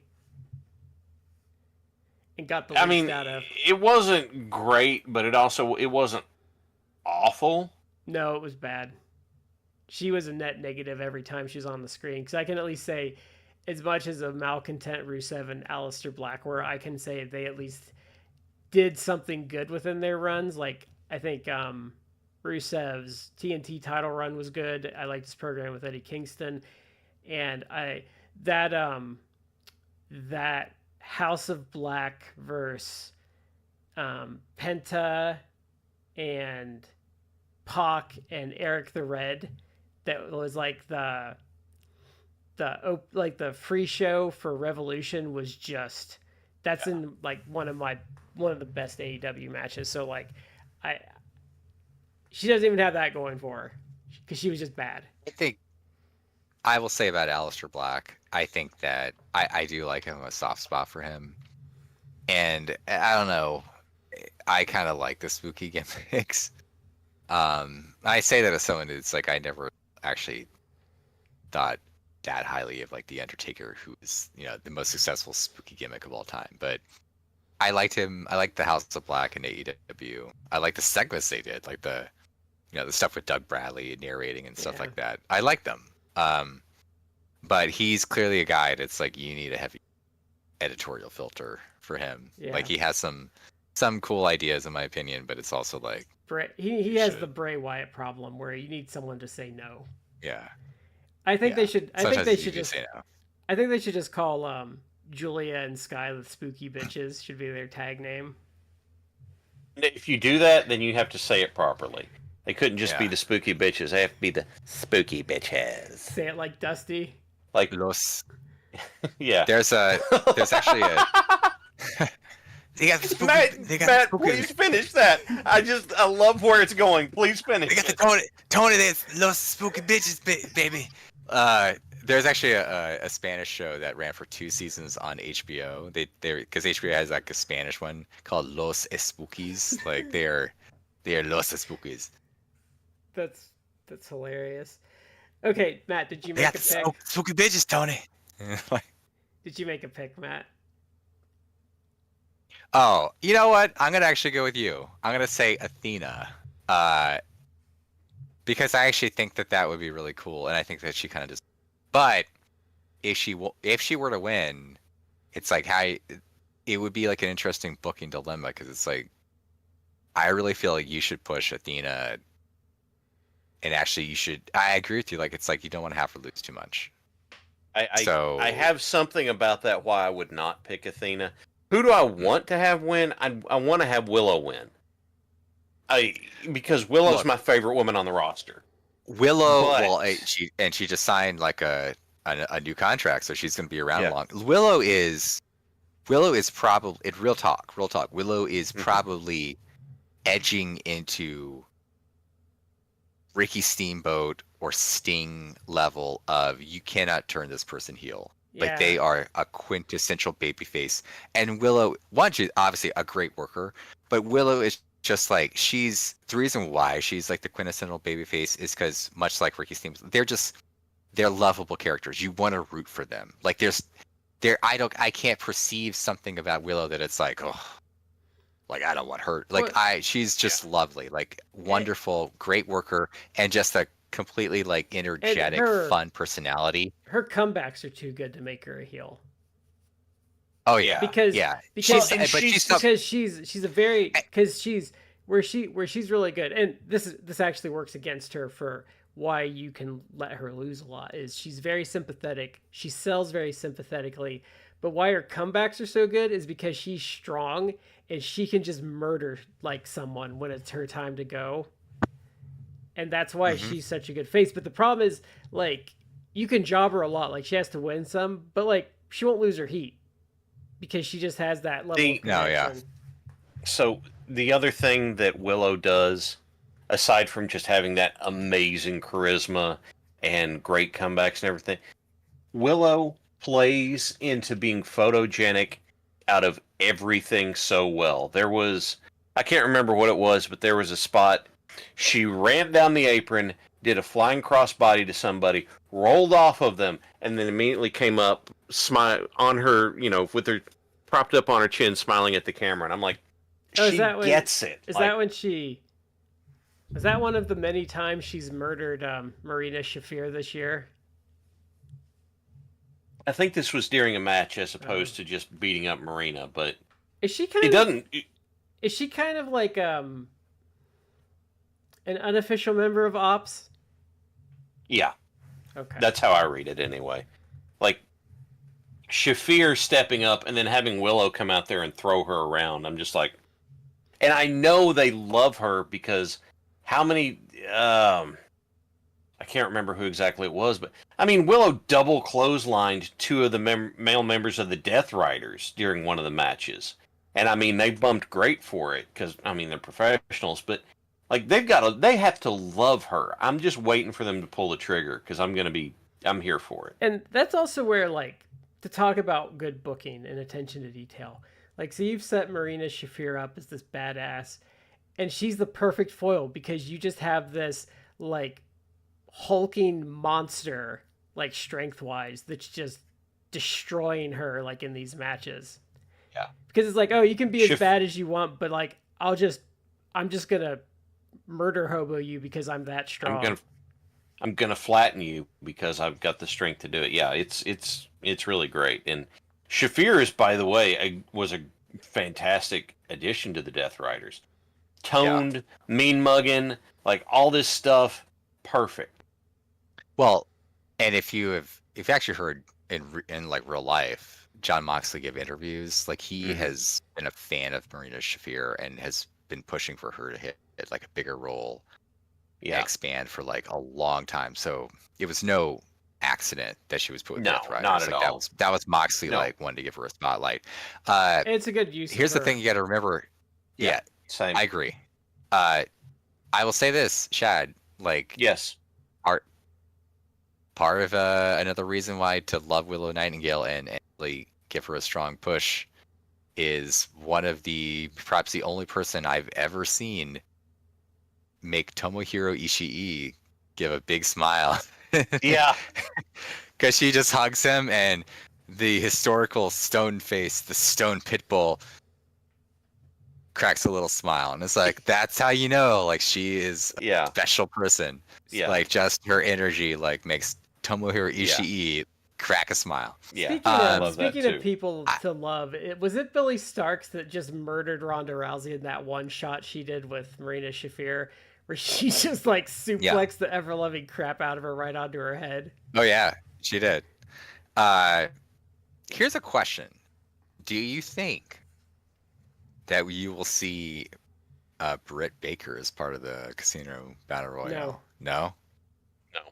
Supposedly Baker wants out, and the speculation that I read was that Tony's not letting her out until after All In Weekend and Evolution, all that sort of stuff's done. They seemed pretty done with her after some of the stuff last year. He was, I think, asked like maybe today or recently about that, and he's like, yeah, I think it was actually today because he did the media call. And I think someone asked him, he's like, I haven't had any discussions with her about her leaving. And And I think I also think and this is not to dog on her. Well, I mean, as much as I would love to make fun of her, I think she's low key washed because of that injury. I think she's like That back injury. Yeah, because remember we watched there was that match with Mercedes last year where people said she sandbagged her on a vertical suplex attempt, and I watched it and I'm like, no, she just physically could not do it. Yeah. So I Mercedes sandbagging somebody is No, just so Britt- wildly out of character. no, they said Britt sandbagged Oh. her, and then you watch Oh. the clip and it's like she just couldn't get up for it. Like she tried and she just could not. Like she could not get that equilibrium to go over for it. And I'm just like, I think she's. And I also said I think the other problem is she was out for a year and she's not good. Like she's not gifted enough at wrestling that she can miss a year and come back easy. Yeah. But as far as I remember, it was a fairly brutal injury she had. She had a back injury going, and then she had a mini stroke while she was out. Oh, I forgot about the And- stroke. And that's Yeah. hard to bounce back from. Why is she still wrestling if she had it? Because she got out of doing dental stuff before she got hurt. But she could go and back so to wrestling's that. the only thing she got. You can get your. Well, if her back is screwed up, she can't really. Oh, that is true. Because she You can't gotta- hold the posture for doing it. Damn.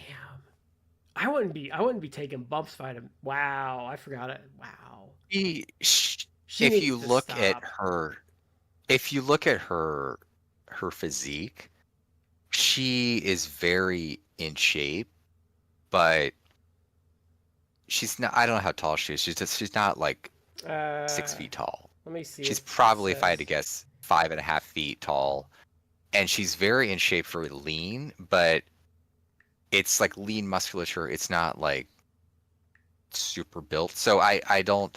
She's probably 5'7". she's in a I think. Okay, so maybe slightly taller than the average woman. Average woman's like And again- 5'3.5", I think. So And she she's- looks like she's in great 5'5". shape. She's in great shape, but it's like lean muscle. So I think that she's probably more athletic and in a better position to take bumps, per se, than someone like Alexa Bliss, who I've talked about before. It's like she should not. She was someone who I think even did like fitness competitions, so she was like really she cut. was, but physically, she's more fragile. She was a like she clearly has bodybuilder. got, Yeah, Yeah, Bliss she's- was a bodybuilder. Yeah. but not particularly, I would say, athletic, and has had bad like concussions She's- and things like that. Where it's I- like she's still kind of working, but it's like you should not. No. You should I not, always think that because Alexa you don't need- Bliss' problem is, like you said, she has the wrong musculature because she started as a bodybuilder. But I've always thought she's just too small. She's too small and more fragile. Like So it's Because she's, Go if ahead. you see She her doesn't- live, she she's doesn't- very tiny. she's tiny, and she doesn't. She should have been taking the bumps that she did, and especially if you're going to get in the ring with someone, God forbid, like a Nia Jax, who is kind of careless. Like it's a recipe for like an injury or whatever. But I say that because Britt Baker, I think, is at a better physical state than her. But Britt Baker also seems like, I don't know that even you can take some of the bumps I feel that like some of these like people are capable of leveling to you. And I'm not saying people are reckless. I'm just saying like I mean, Shad, you were in this, like you have a bump card, and some people's bump cards may be longer than others because there is a genetic component to this. It's like you can have a guy like Cactus Jack, Mick Foley, did insane shit. Shit Yeah. that it's no wonder like you're like 60 and God love you, but you have like cognitive issues because you were taking unprotected chair shots and he's doing the- dives onto he's the concrete worst. and shit like that. Yeah, but he was also like had a physique that, was he like the Shawn Michaels chiseled physique? No, but did he have a physique where it's like you could take insane bumps? Yeah, you could. Like he did too much, but it's like if he hadn't, he still could have been a guy that it's like he could have been like 60. He's 60, but I mean, you could be 60 years old and maybe still working if you had dialed it down because you had like the weird physique that it's like some for this. She should probably hang it up or it'd be expected of you in ring. So the thing that my takeaway is that if you look at the way that Bliss and Baker's in shape is, they are so lean. There's basically nothing to it. Shawn Michaels, even when he was fit, wasn't like bodybuilder cut. You know, Shawn Michaels, he had, you know, a healthy amount with him, and not healthy amount, you know. He was in shape, but it wasn't like He was like normal to the guy in point of shape. being yeah. And what that does is whenever you take bumps, that helps disperse some of that force without it going directly into, you know, major muscle groups and connective tissue and stuff like that. It Yeah. spreads it out a little bit more, which is why I'm of the opinion that you should not be like the, you know, if you're getting in the ring, you should not be like the super chiseled cut physique, because I think that it's going to take more of a toll on you.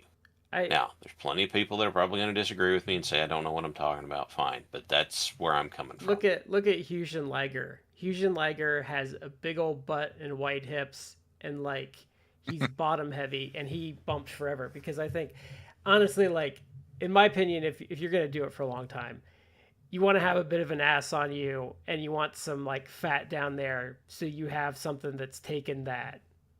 You want some cushion. Want your hips to be a little broad. Yeah, you want some cushion and some area to disperse stuff out. And I think, especially with WWE, why they set them up for failure is they make them back bump a lot, but they want them to look a certain way, which takes the padding out. And I think especially if you're a woman to begin with, you're already probably at a lesser bump card because you just have less mass to absorb. It's why I say I wish women would stop trying to do table spots in wrestling, because it tends to go more wrong for them because they just don't have the body mass to reliably break tables. Yeah, you can't.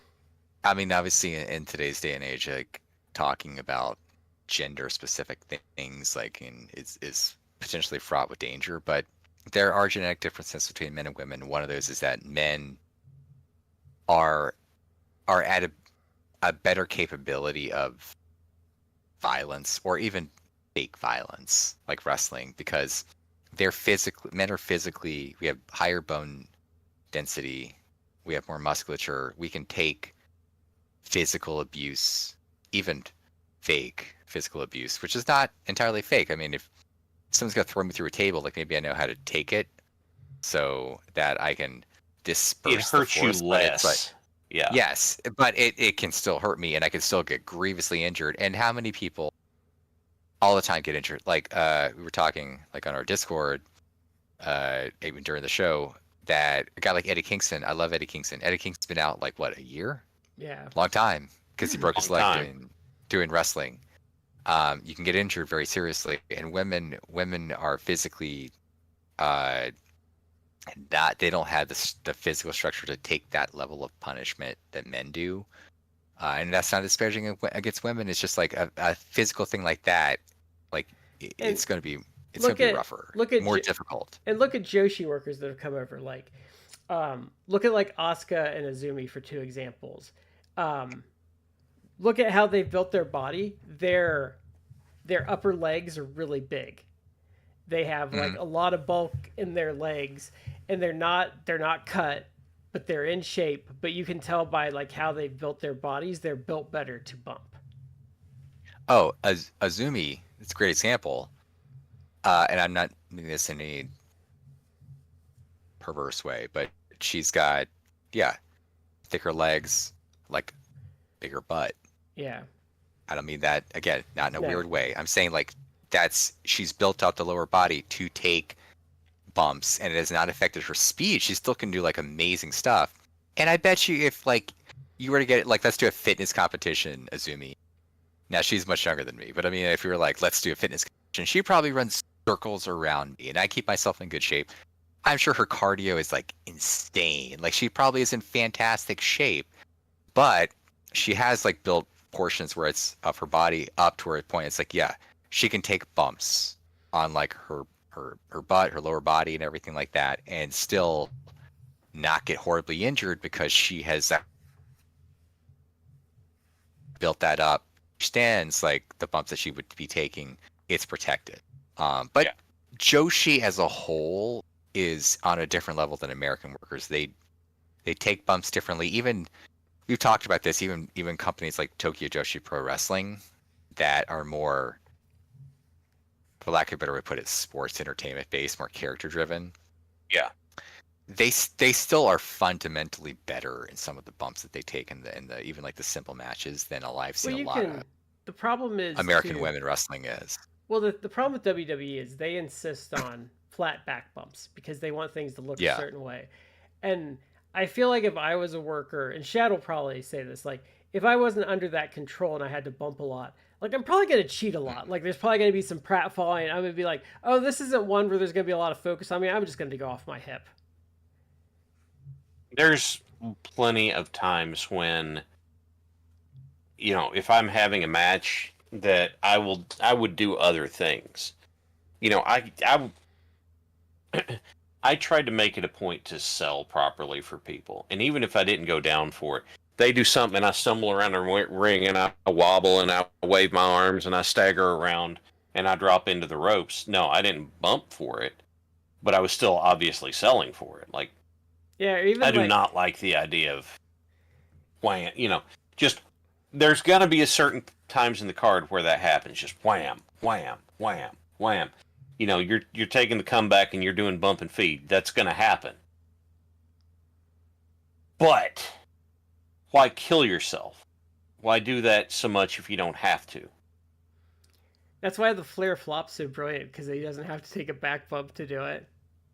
Well, he falls on his testicles to do it, though. Yeah, I mean, Flair probably should fall on his testicles to slow him down a little bit. Okay, so men's casino gauntlet. So we have 3 names we know here. So Mark Briscoe and MJF are first and second. Mark's first. And then Mystico was announced for this. I am going to pick Mystico for this. And I'll say he eliminates MJF to do it, to continue their feud. I was pushing for an MJF Mystico match for this show, and I actually threw that on our Twitter, and I saw people liking it, but it's one of those things. It's like maybe I was on vacation since the last couple weekends. 2 out of the last 3 weekends I've been out of town, and so maybe it's I saw people liking it, but I didn't pay attention. But I did send out a tweet being they should do MJF versus Mystico, and that'll sell a bunch of tickets for All In Texas. And hundreds of people like the tweet. And I'm not patting ourselves on the back for that, but I'm just saying a lot of people agree with that sentiment. Even Sean Ross Sapp was saying yes, that they should do that. But I guess they've done that, and they without actually doing the official match. But they licensed his music again to use it. That he used at the Arena Mexico show. The hilarious thing is since obviously he's in this, but he also was a big part of AEW Grand Slam. The chatter that came out is that WWE is taking a look at Mystico, and it's you botched him. You screwed that up already the first time. Yeah, that's hilarious to me. It's he screwed him up so badly the first time, but because now he has heat and AEW is interested, it's no, maybe we should sign him. It's okay. You did already. You all don't know. Do you all realize you did already? Okay. And also, if he wins this, I would go back. I would get a show back in Arena Mexico in August or something, and headline it with Paige or Mystico for the world title. Just to rub it in everyone's face again with another big crowd. So, number one, I think that Mystico is gonna just absolutely, work the hell out of MJF in this match. But that's not who I'm picking for my winner. And I'll walk through the logic and then I'll say who it's going to be. We're getting ready to go into this big... By the way, not a shocker, main event. I'm putting my pick on Hangman Page.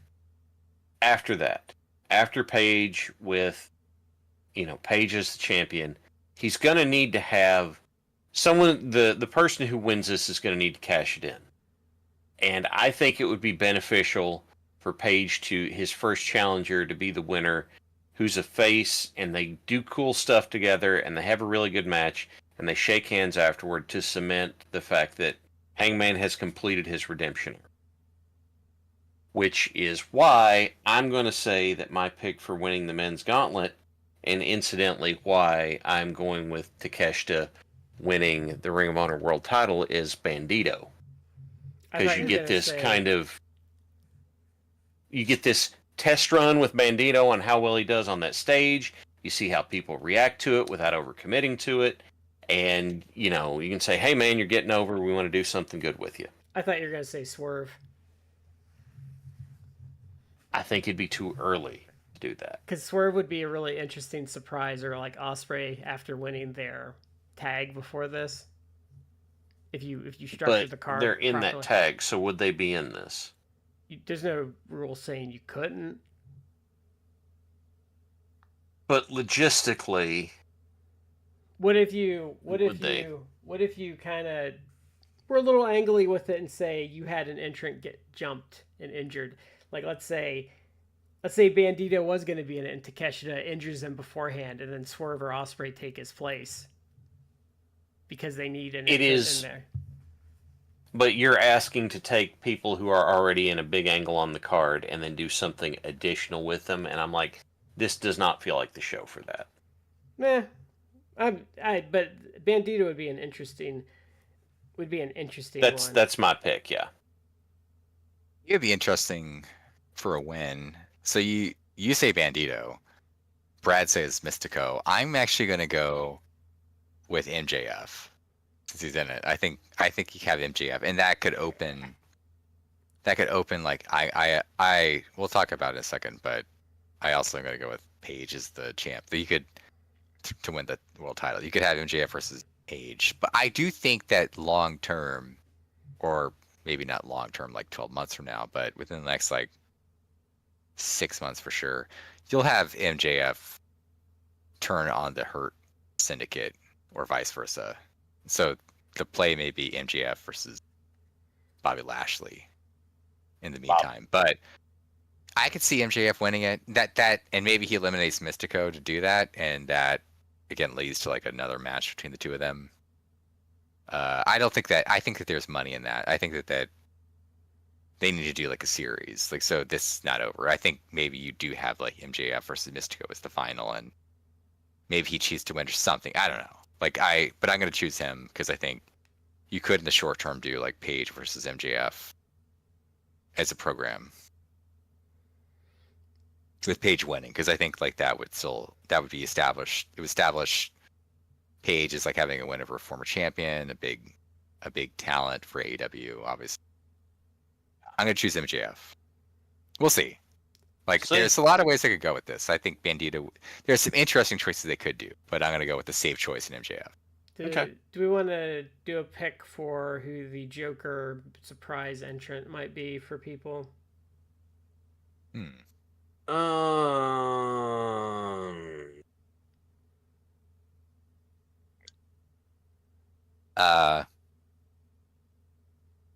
Darby? Yeah. Potentially. But that would be a good pick for it, but I do not think that that's what they would do. When did he summit? If you're gonna have, when did he summit? I read something in the last like week that I guess the recovery he's essentially recovered, like he had minimal recovery needed. Okay. So the rumor I heard, which I don't know, it was like, Sean Ross Sapp or somebody that's very credible, or Dave Meltzer, but I had read something that said that he essentially is available to come back like now. So in theory, he could appear this weekend. He could be the Joker, but my problem is like if you have Darby in it, like I almost feel like you need Darby to win. And Darby's in a weird position because it's like I think Page should win the world title, but because I don't think I think you should have Darby versus Mox and have Darby go over, but you don't need the world title for. But if if you were to put Darby in the Casino Royale, it's like you should honestly have him win. And I don't know that I would book Page if I have him win. I don't know if I would book Page versus Darby. No. You could, but I don't know that I would.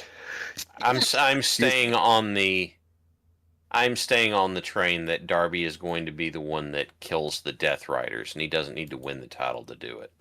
Right. And I would not burn the pop for Darby's return, putting him in the gauntlet, because you can't bring him back and not have him win that. You could, as a Joker, you could have a guy like Cope return. Yeah. You Yes, you could. You wouldn't. He'd be like maybe a big pop, but you wouldn't have him win. But that could be like a surprise return. I don't know that there's anyone out there that I would sign and be like the big surprise because it's like, oh, it's a new signing. Someone that could be a return. Not that you would have him win.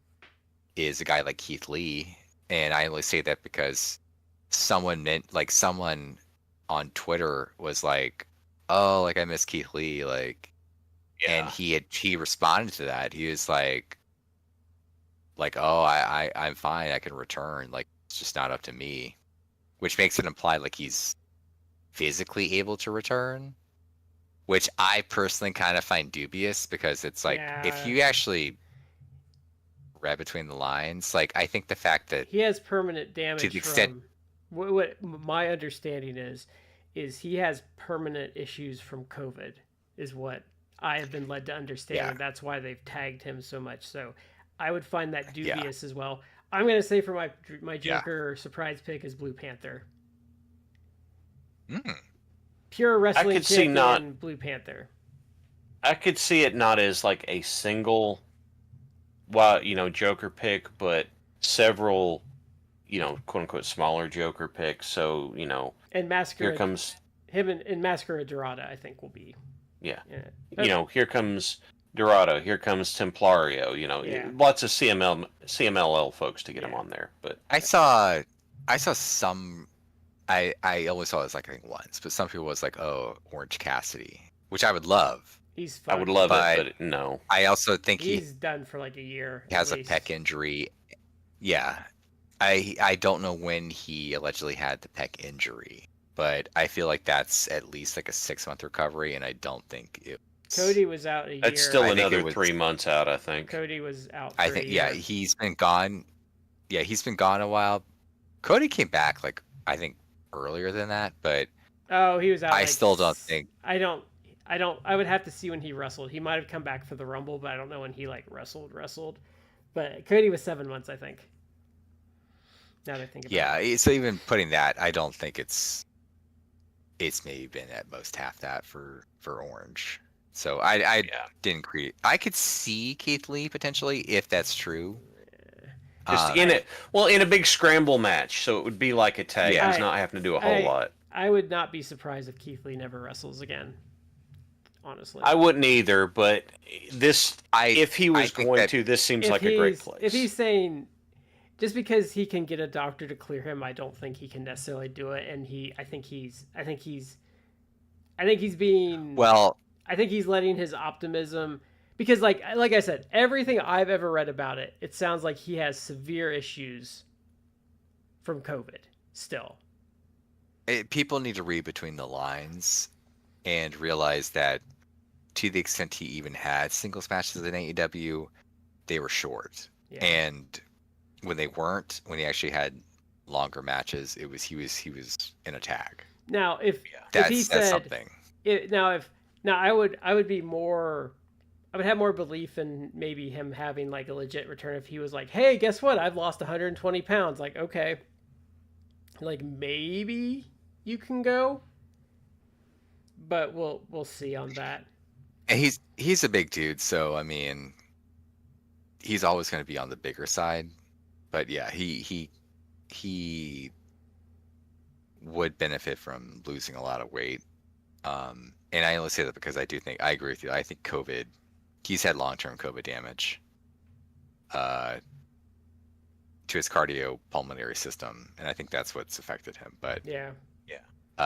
I'm still gonna go with MJF. I think that I kind of like the idea of maybe Cope as the Joker or like the surprise entrant. I think that's a good call. That would be, people wouldn't reject that because like he's a name. But I wouldn't have him win it, And I don't think they're gonna debut anyone big. No, So I would hope they wouldn't. Okay, so we have, this is pretty much combining the continental and internet. Okay, let me get this right. International titles into the AEW. I wanted to say intercontinental because this is going to be combining those into the AEW Unified Championship. This is Okada, who is the Continental Champion, against Kenny Omega, which is the International Champion. I do not see any reason whatsoever to have Okada win this match. Yeah, the only thing that gives me pause, I agree with you on having Omega win this. The only thing that gives me pause was something Omega said in the interview he did this past week with The Observer, where he said, whenever I'm having those big matches like that, for like a week after, I'm not getting out of bed until like 5 p.m. Is just how much it takes out of it. Now, is that because that these really big matches he's just putting so much into, it's taken out of him? And this might be his last big hurrah to give the unified title a big send-off and a big credibility boost? Maybe. Hearing that, I'm kind of sad because I'm like, oh man, that's rough. But having Omega win here would free up Okada to have a feud with Takeshita, and then you're not having to immediately question, because if Okada won and he's got this new unified title, it's not immediately a question of like, well, so are we going to have Takeshita win, or is Okada going to lose it already? Probably not, and kill that feud. I'm going with Omega, even knowing the toll it would take on him to do. So I did also see those comments. He gave comments where basically it's like, I don't have much left in the tank. Yeah. And maybe I am getting worked. And the last, like either today or like the last day, backup Hangman, everyone's favorite Ibu, CM Punk superfan, said like, oh, Kenny's really banged up. Now, I don't know if that's true. I do think he actually does have like sources in the business more than like me. Like I'm just a guy on Twitter, and who does podcasts. So I think actually talks to people. So maybe that's true. I guess the fear I have that I've kind of vented before on the show is that I go back and forth between Kenny and like Bryan Danielson as who I think is the greatest of all time. And it could literally be like today I think it's Kenny, tomorrow maybe I'm like I watch a Bryan Danielson match and I'm like, no, it's Bryan. Like but it's a coin flip. And maybe I feel it's Omega because there are things about that Omega I think are fantastic. But I do worry, and I've worried for like a long time, because in the last like 3-4 years, Kenny has been gone more than he's been around. And it's because he obviously had a ton of injuries that he had to get addressed. I mean, the last one was a fluke. That wasn't like it was diverticulitis was a freak thing. Yeah, and it wasn't wrestling related. It wasn't, but you're right. It was a fluke. It wasn't wrestling related, but diverticulitis is a big thing, But I mean, Brock's been fine for 17 years now with wrestling. It is, but I mean, you have to understand, like Kenny have essentially had to do a bowel resection. Brock did too. Yeah, to fix that, which is a major surgery. Brock specifically lost his last UFC fight, because Alistair Overeem was juicing to the gills, but he got punched right where he had part of his intestines removed. That's why his Yeah. MMA career ended. But it is serious. So I have had this lingering fear that it's like Kenny, who I think is like 41 now. Like I have worried that it's like you are on the downward swing. Which if you're 41, it's like you should be. But and the thing about Kenny is like he is at, I think, such a high level that it's like you, even a lower level, you're still going to be, I feel, Yeah. great. But it's also like, well, you've set the standard that it's like if you have a less than the standard that it'll be a disappointment in some ways. But I don't know. I feel like I'm getting worked. I don't know that he's banged up, but I do worry that it's like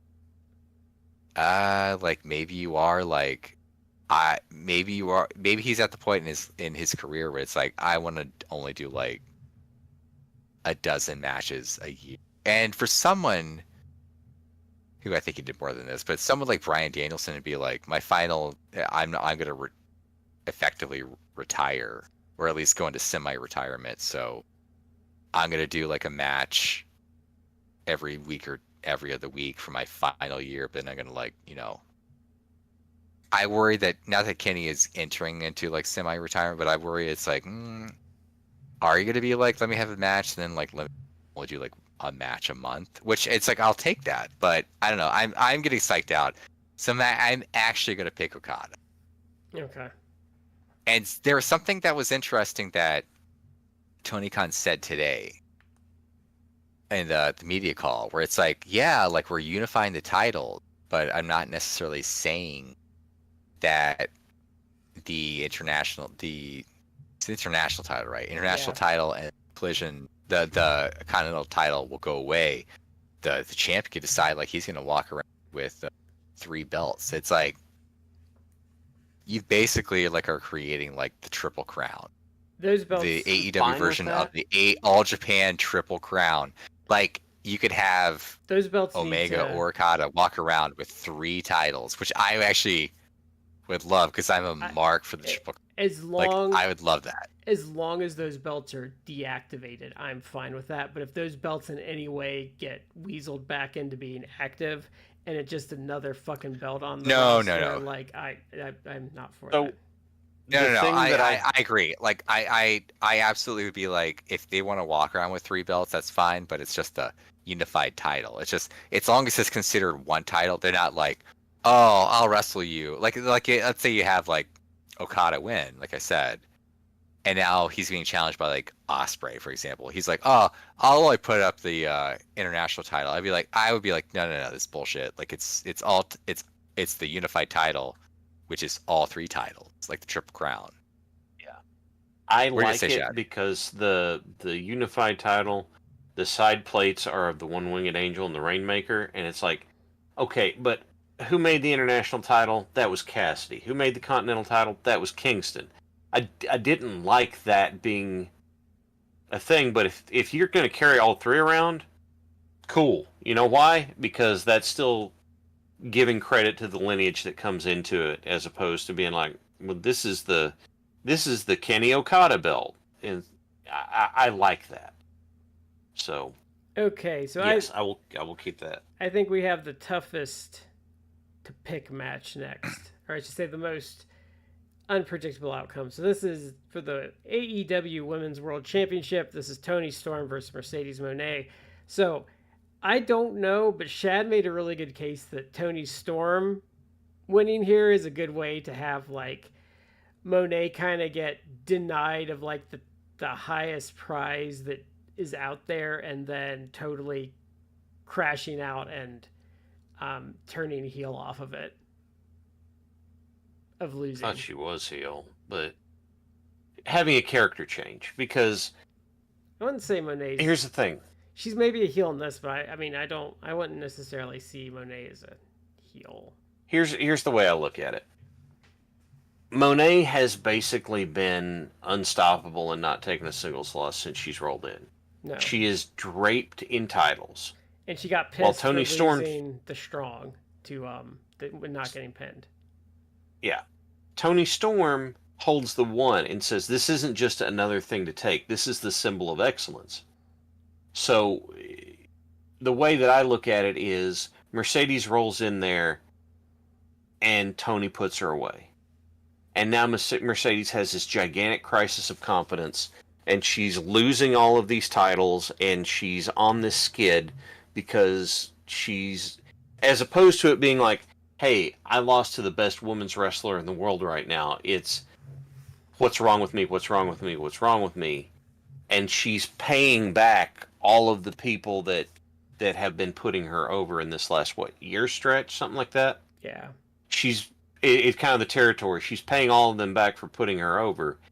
And then after her fall from grace is complete, she can have a gimmick change and build herself back up. I think that's a good long-term plan to do after being booked as unstoppable for, a year. Whereas Tony is still just, intensely good and intensely over.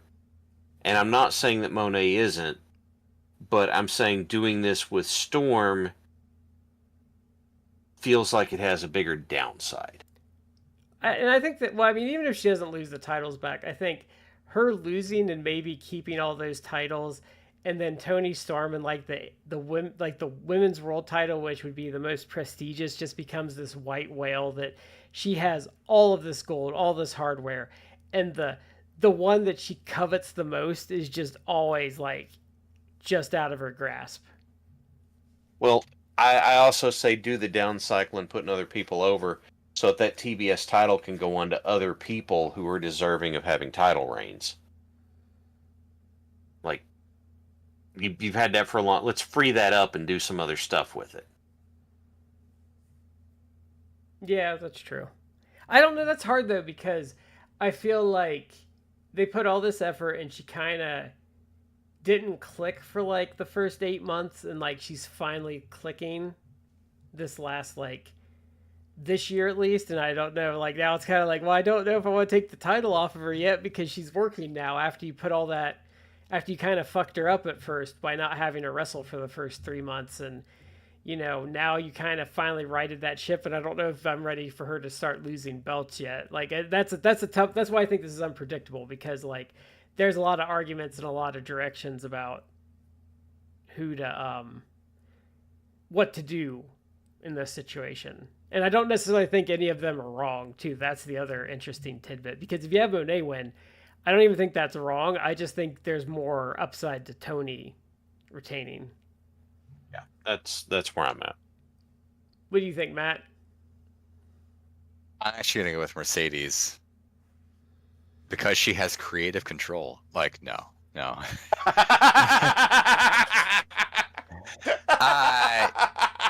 Did she come in? Did she come in like, that doesn't work for me, brother? Yeah. I think they have built up Mercedes as like, the belt collector, and I think she has a lot of heat, and I don't think Toni Storm needs the world title necessarily. She is one of the best characters in all of wrestling, maybe the best character. Like, the work that she has done last like 2-3 years has been phenomenal. But I would maybe have Mercedes win, and I think you could if you do like what I picked. I think Brad, what you picked, like, if you have Athena win the gauntlet, you could even do Mercedes versus Athena for the title. I wouldn't necessarily have Mercedes be double champion, so you have to figure out a way to get one of those titles off Mercedes. But you could have her. You could have her. There's all sorts of things. You could have her come out in Dynamite and do something stupid like issue an open challenge, and then Athena just comes out and takes her title shot and beats her right there for one of the belts. Like, there's always ways you can work that. Or you can just have like, you could have her in a 4-way and do like Mina Shirakawa pinned Megan Bain, and she has the TBS title, and now Mercedes is mad about that. Yeah. Yeah, but I'd probably pick Mercedes. But this is a tough one. It's like I don't know if there's a wrong choice here. Like, I think you could go either way and have some interesting stuff to do. I think that some people are like, they've been kind of leading to this for a long time, but some people are like confused why I do it. It's like Tony Storm is probably the best character in the women's division, and Mercedes is the biggest star, and it's like this is arguably the biggest women's match they could do for what it's going to be like their biggest show of the year. So it's like this makes perfect sense to do this. So As an aside, I think it'll be a great match. As an aside, Mariah May has just dropped off the face of the earth since they debuted her in NXT. Oh, I saw that. Like as we're doing the show, they did some sort of backstage segment or a vignette where it's her being besties now with Jordan Grace, and some people emphasize it's like they basically are shamelessly ripping off her character from AEW, but it's like to the point where you're going to be doing shades of the Mariah May Tony Storm story, where it's like Mariah Blake Monroe is now going to be best friends with Jordan Grace until she turns on her and wins the title. Like it's you're not even being like subtle with the ripping off of AEW. No, it's like it's amazing, like how shamelessly you're ripping off, but it's not very good. Like. No, because Jordan Grace, I think her sell-by date was about 3 years ago. They really bought on her downward trend. Yeah, I agree. Okay, so we have final match here. I think, are we all picking Paige for the world title? The Texas Death Match for the world title? Yes. Yeah. And then I have a list. Here's my other prediction. The list of run-ins that will get involved with this match. Here is who I am saying will show up and be involved in some way. Claudio, Yuta, Pac, Shafir, Samoa Joe, Powerhouse Hobbs, Katsuyori Shibata, Christian, Copeland, The Bucks, Jack Perry, Ospreay, Swerve, Gabe Kidd, Darby and Sting. I'm saying we're going to see all of them. Why? Because this. How about Eddie Kingston? Do you think he's... I hope so, but I don't know. I want that to be the case, but Eddie didn't have the Death Riders history in on it. What I'm saying is all of those people is the payoff of everybody showing up to beat the living shit out of the Death Riders for wanting to get involved. I think I also am picking Paige. I think Paige should win. You honestly, we're in now the last 6 of the year, but you honestly could have a feud with Mox and Darby, because Darby's ready to come back, and let's say Eddie needs a little bit more time. You could have Mox feud with Darby for like a couple months, and then you could have Mox feud with Eddie Kingston for like the remaining of the year, and it's like you have like you have the next like 5 to 6 months set with Mox and a couple guys who have an actual storyline with him in Darby and Eddie Kingston, and it would be probably fantastic. So you could do that if you want to, but I do see run-ins. If there are surprise run-ins, I think it should be Darby or Eddie. I'm gonna say Champ, the Dallas Mavericks mascot, is also going to run in. What was it the Phoenix Suns mascot that Pete Rose jumped Kane dressed as the one year? Yeah, the gorilla. Benny the Bull might show up too. Is the Toronto Raptor still around? I used to love the Toronto Raptor. Maybe he'll get involved.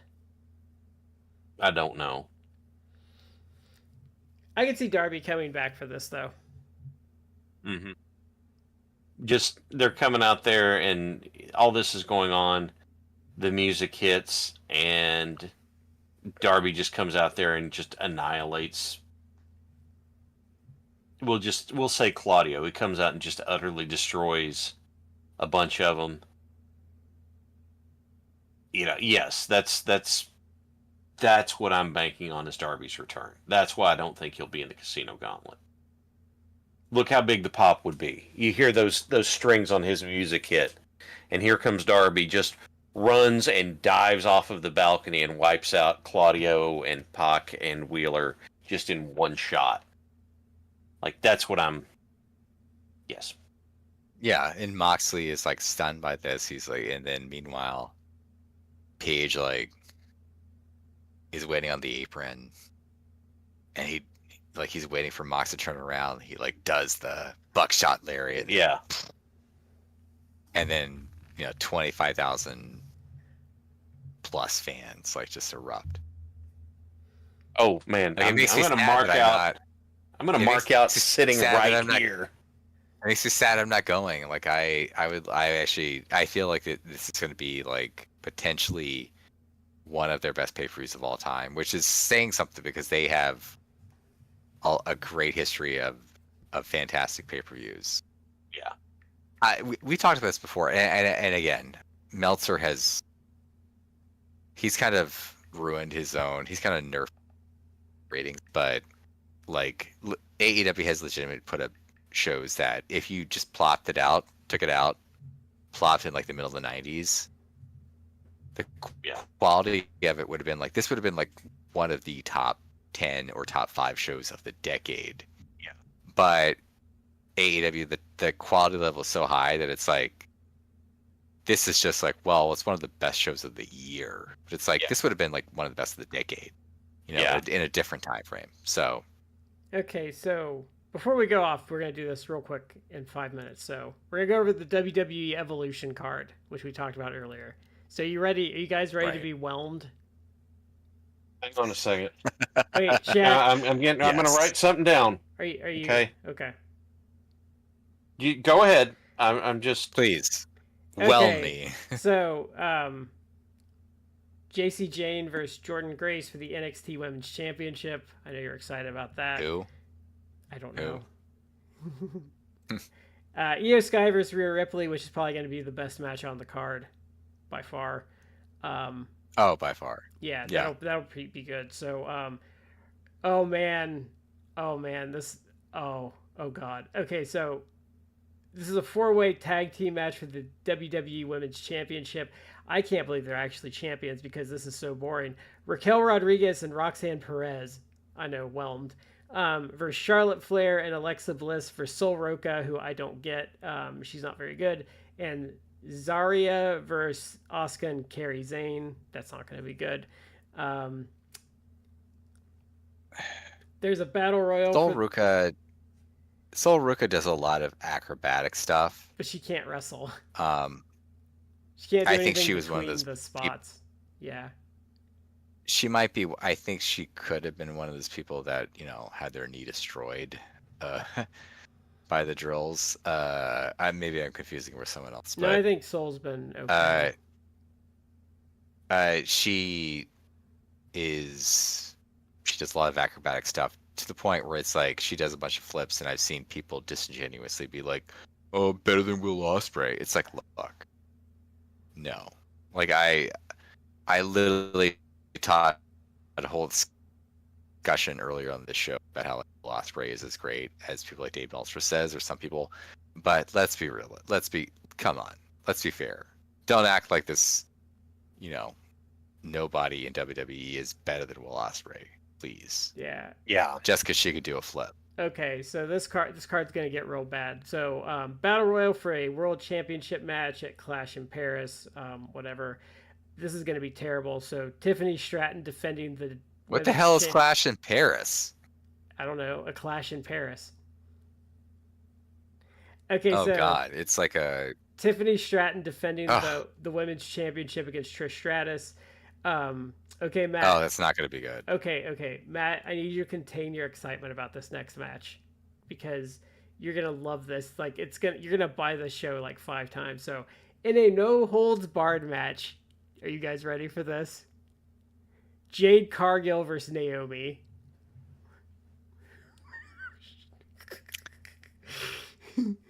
Okay, and this could be okay. So this is for the WWE. I've not historically been a Naomi fan. I have respect for her because she left and she went to TNA and actually became the champion and tried to do something with that and came off like a star, and then she went back to WWE. She got the bag, so I'm not hating on that. But since she came back, it's not been anything spectacular, No. and she's not going to be doing anything good with Jade, although she will try. This should be like a 5-minute match where Jade probably just squashes her. Jade, let's be real. Look, let's be honest. Like they didn't debut Jade for a long time. They tried to be like, "Whoa, she wasn't trained," and they brought her in, and she's arguably regressed from her time at AEW. Because they're worse trainers there. They're worse. They act like they're like people act like, oh, no, they're worse. They're actively worse. And I'm not gonna say AEW because AEW doesn't have. They're actively worse than like your basic indie promotion. They're actively worse training. So Jade is like regressed, and they don't understand how to present her like the star that she was. They're not they did in comfortable. AEW. They're not comfortable No. pushing someone that way, which is well. They don't necessarily have the women for it either, because like the stuff with No. Jade Cargill that was good, like really good, like her match with Red Velvet was Red Velvet just bumping big and feeding her. But Red Velvet is actually like a pretty good work, and has actually improved. Like you could actually, if you watch her from the beginnings of AEW to now, she has legitimately improved as a worker. But like they're not comfortable, especially I think in the women's division, they're extra not comfortable feeding people to a monster. Like they're just not. That's not, especially Triple H is not. Okay, so then there's one more match. No. This one will probably be okay, I think. It could probably be good. So triple threat for the Women's Intercontinental Championship. Becky Lynch against Bayley and Lyra Valkyria. It will probably be technically good. I see no reason to care about it. No, I don't either. Because this is a show that they expected to do well in terms of selling tickets across the street from a Beyonce concert. Literally. I honest to God don't think they did. Well, I think that they threw this up there at a place where they could grab something and then looked around and went, wow, we really should have done do you really some think more there's research. like that much of a crossover though? Like, do you think really, I mean, do you think really like a Beyonce concert is really drawing that? Because I mean, like, let's be honest, this is going to be a show primarily attended by men. Like, do you really think they were clamoring to go to the Beyonce concert? I think that they're going to be losing out on a bunch of people who don't want to deal with the traffic and hassle of being that close to a Beyonce concert. That's a fair. That's it. That's a fair point. Is there crossover? No. Are the people who otherwise buy a ticket to be like, I'm not dealing with that nonsense? Yes. Yeah. Well, that like I lived in this actual DC proper, and the apartment I lived in from the it's been changed multiple times, but like it was the MCI Center, the Capitol Arena, whatever, like where the Capitals play, the Wizards play. I lived like a 15-minute walk from it, so I could walk to like a show. If there isn't one right next to it, but if there was a arena across the street from the MCI Center that had a wrestling show, and meanwhile at the arena there is a Beyonce concert, I might be like, I don't know that I want to walk like and deal with the craziness of just walking 15 minutes with like thousands of people going to the Beyonce concert. Yeah. I don't know that I want to do that. So yeah, I think that people will be like, I'm not going to bother buying this which will probably be like a $200-$300 ticket. I guess I won't say his name, but there was a friend of the show who had a chance to go see Raw last night and didn't, even though it was in his city, because he's like the tickets are like 200, like it's like $200 for like a mid-level ticket. And I'm not going to bring my whole. I'm not going to pay like hundreds of dollars to go see a Raw with my family. I wouldn't even pay that for a wrestling show I wanted to go to. That price is insane to me. 5, 6 years ago, yeah. I could have gone to go see a WCW show at a WWE show at the MCI Arena. Again, I was like living 15-minute walk away from it. I could have gone and seen a show for like $30 maybe. Yeah. And now they're charging like $200 tickets for I like went to mid-level. It's like, I went to a house Screw you. show. I went to a WWE house show in like 2018, into 2018 for like, and I think I paid $35 total, and I was like in the lower bowl. I mean, it was a house show, but like I stopped going to Ring of Honor shows when they upped the price for second row to $75, and I'm like, I'm not paying that, and I stopped going. I don't sit in floor seats when I go to wrestling shows. I sit in the lower bowl, the lower stand seats. Why? Because I can see better. And if I'm going to sit on the floor, if I'm going to be willing to sit on the floor, it's going to be a ringside, which I have not been willing to pay yet. I used Ring of Honor before they got greedy. It was $45 for second row, and I love that. And I like sitting closer because you can hear all the stuff they're saying to eat, like, as part of the show. But I think that is it for this week. So that is our picks. We will revisit that next week and see how we did. I don't think we're going to review the show, though, because I won't be able to watch it live or anything. We may talk about stuff with it, but not do a full review. Yeah. But that is it for this week. Thank you for watching as always, and we will catch you next time. I am actually going to sit here for a second, though, because I was told by a watcher after the fact that these have been cutting off a little early, which I don't know why. So we're going to say see you later, and we will catch you next time.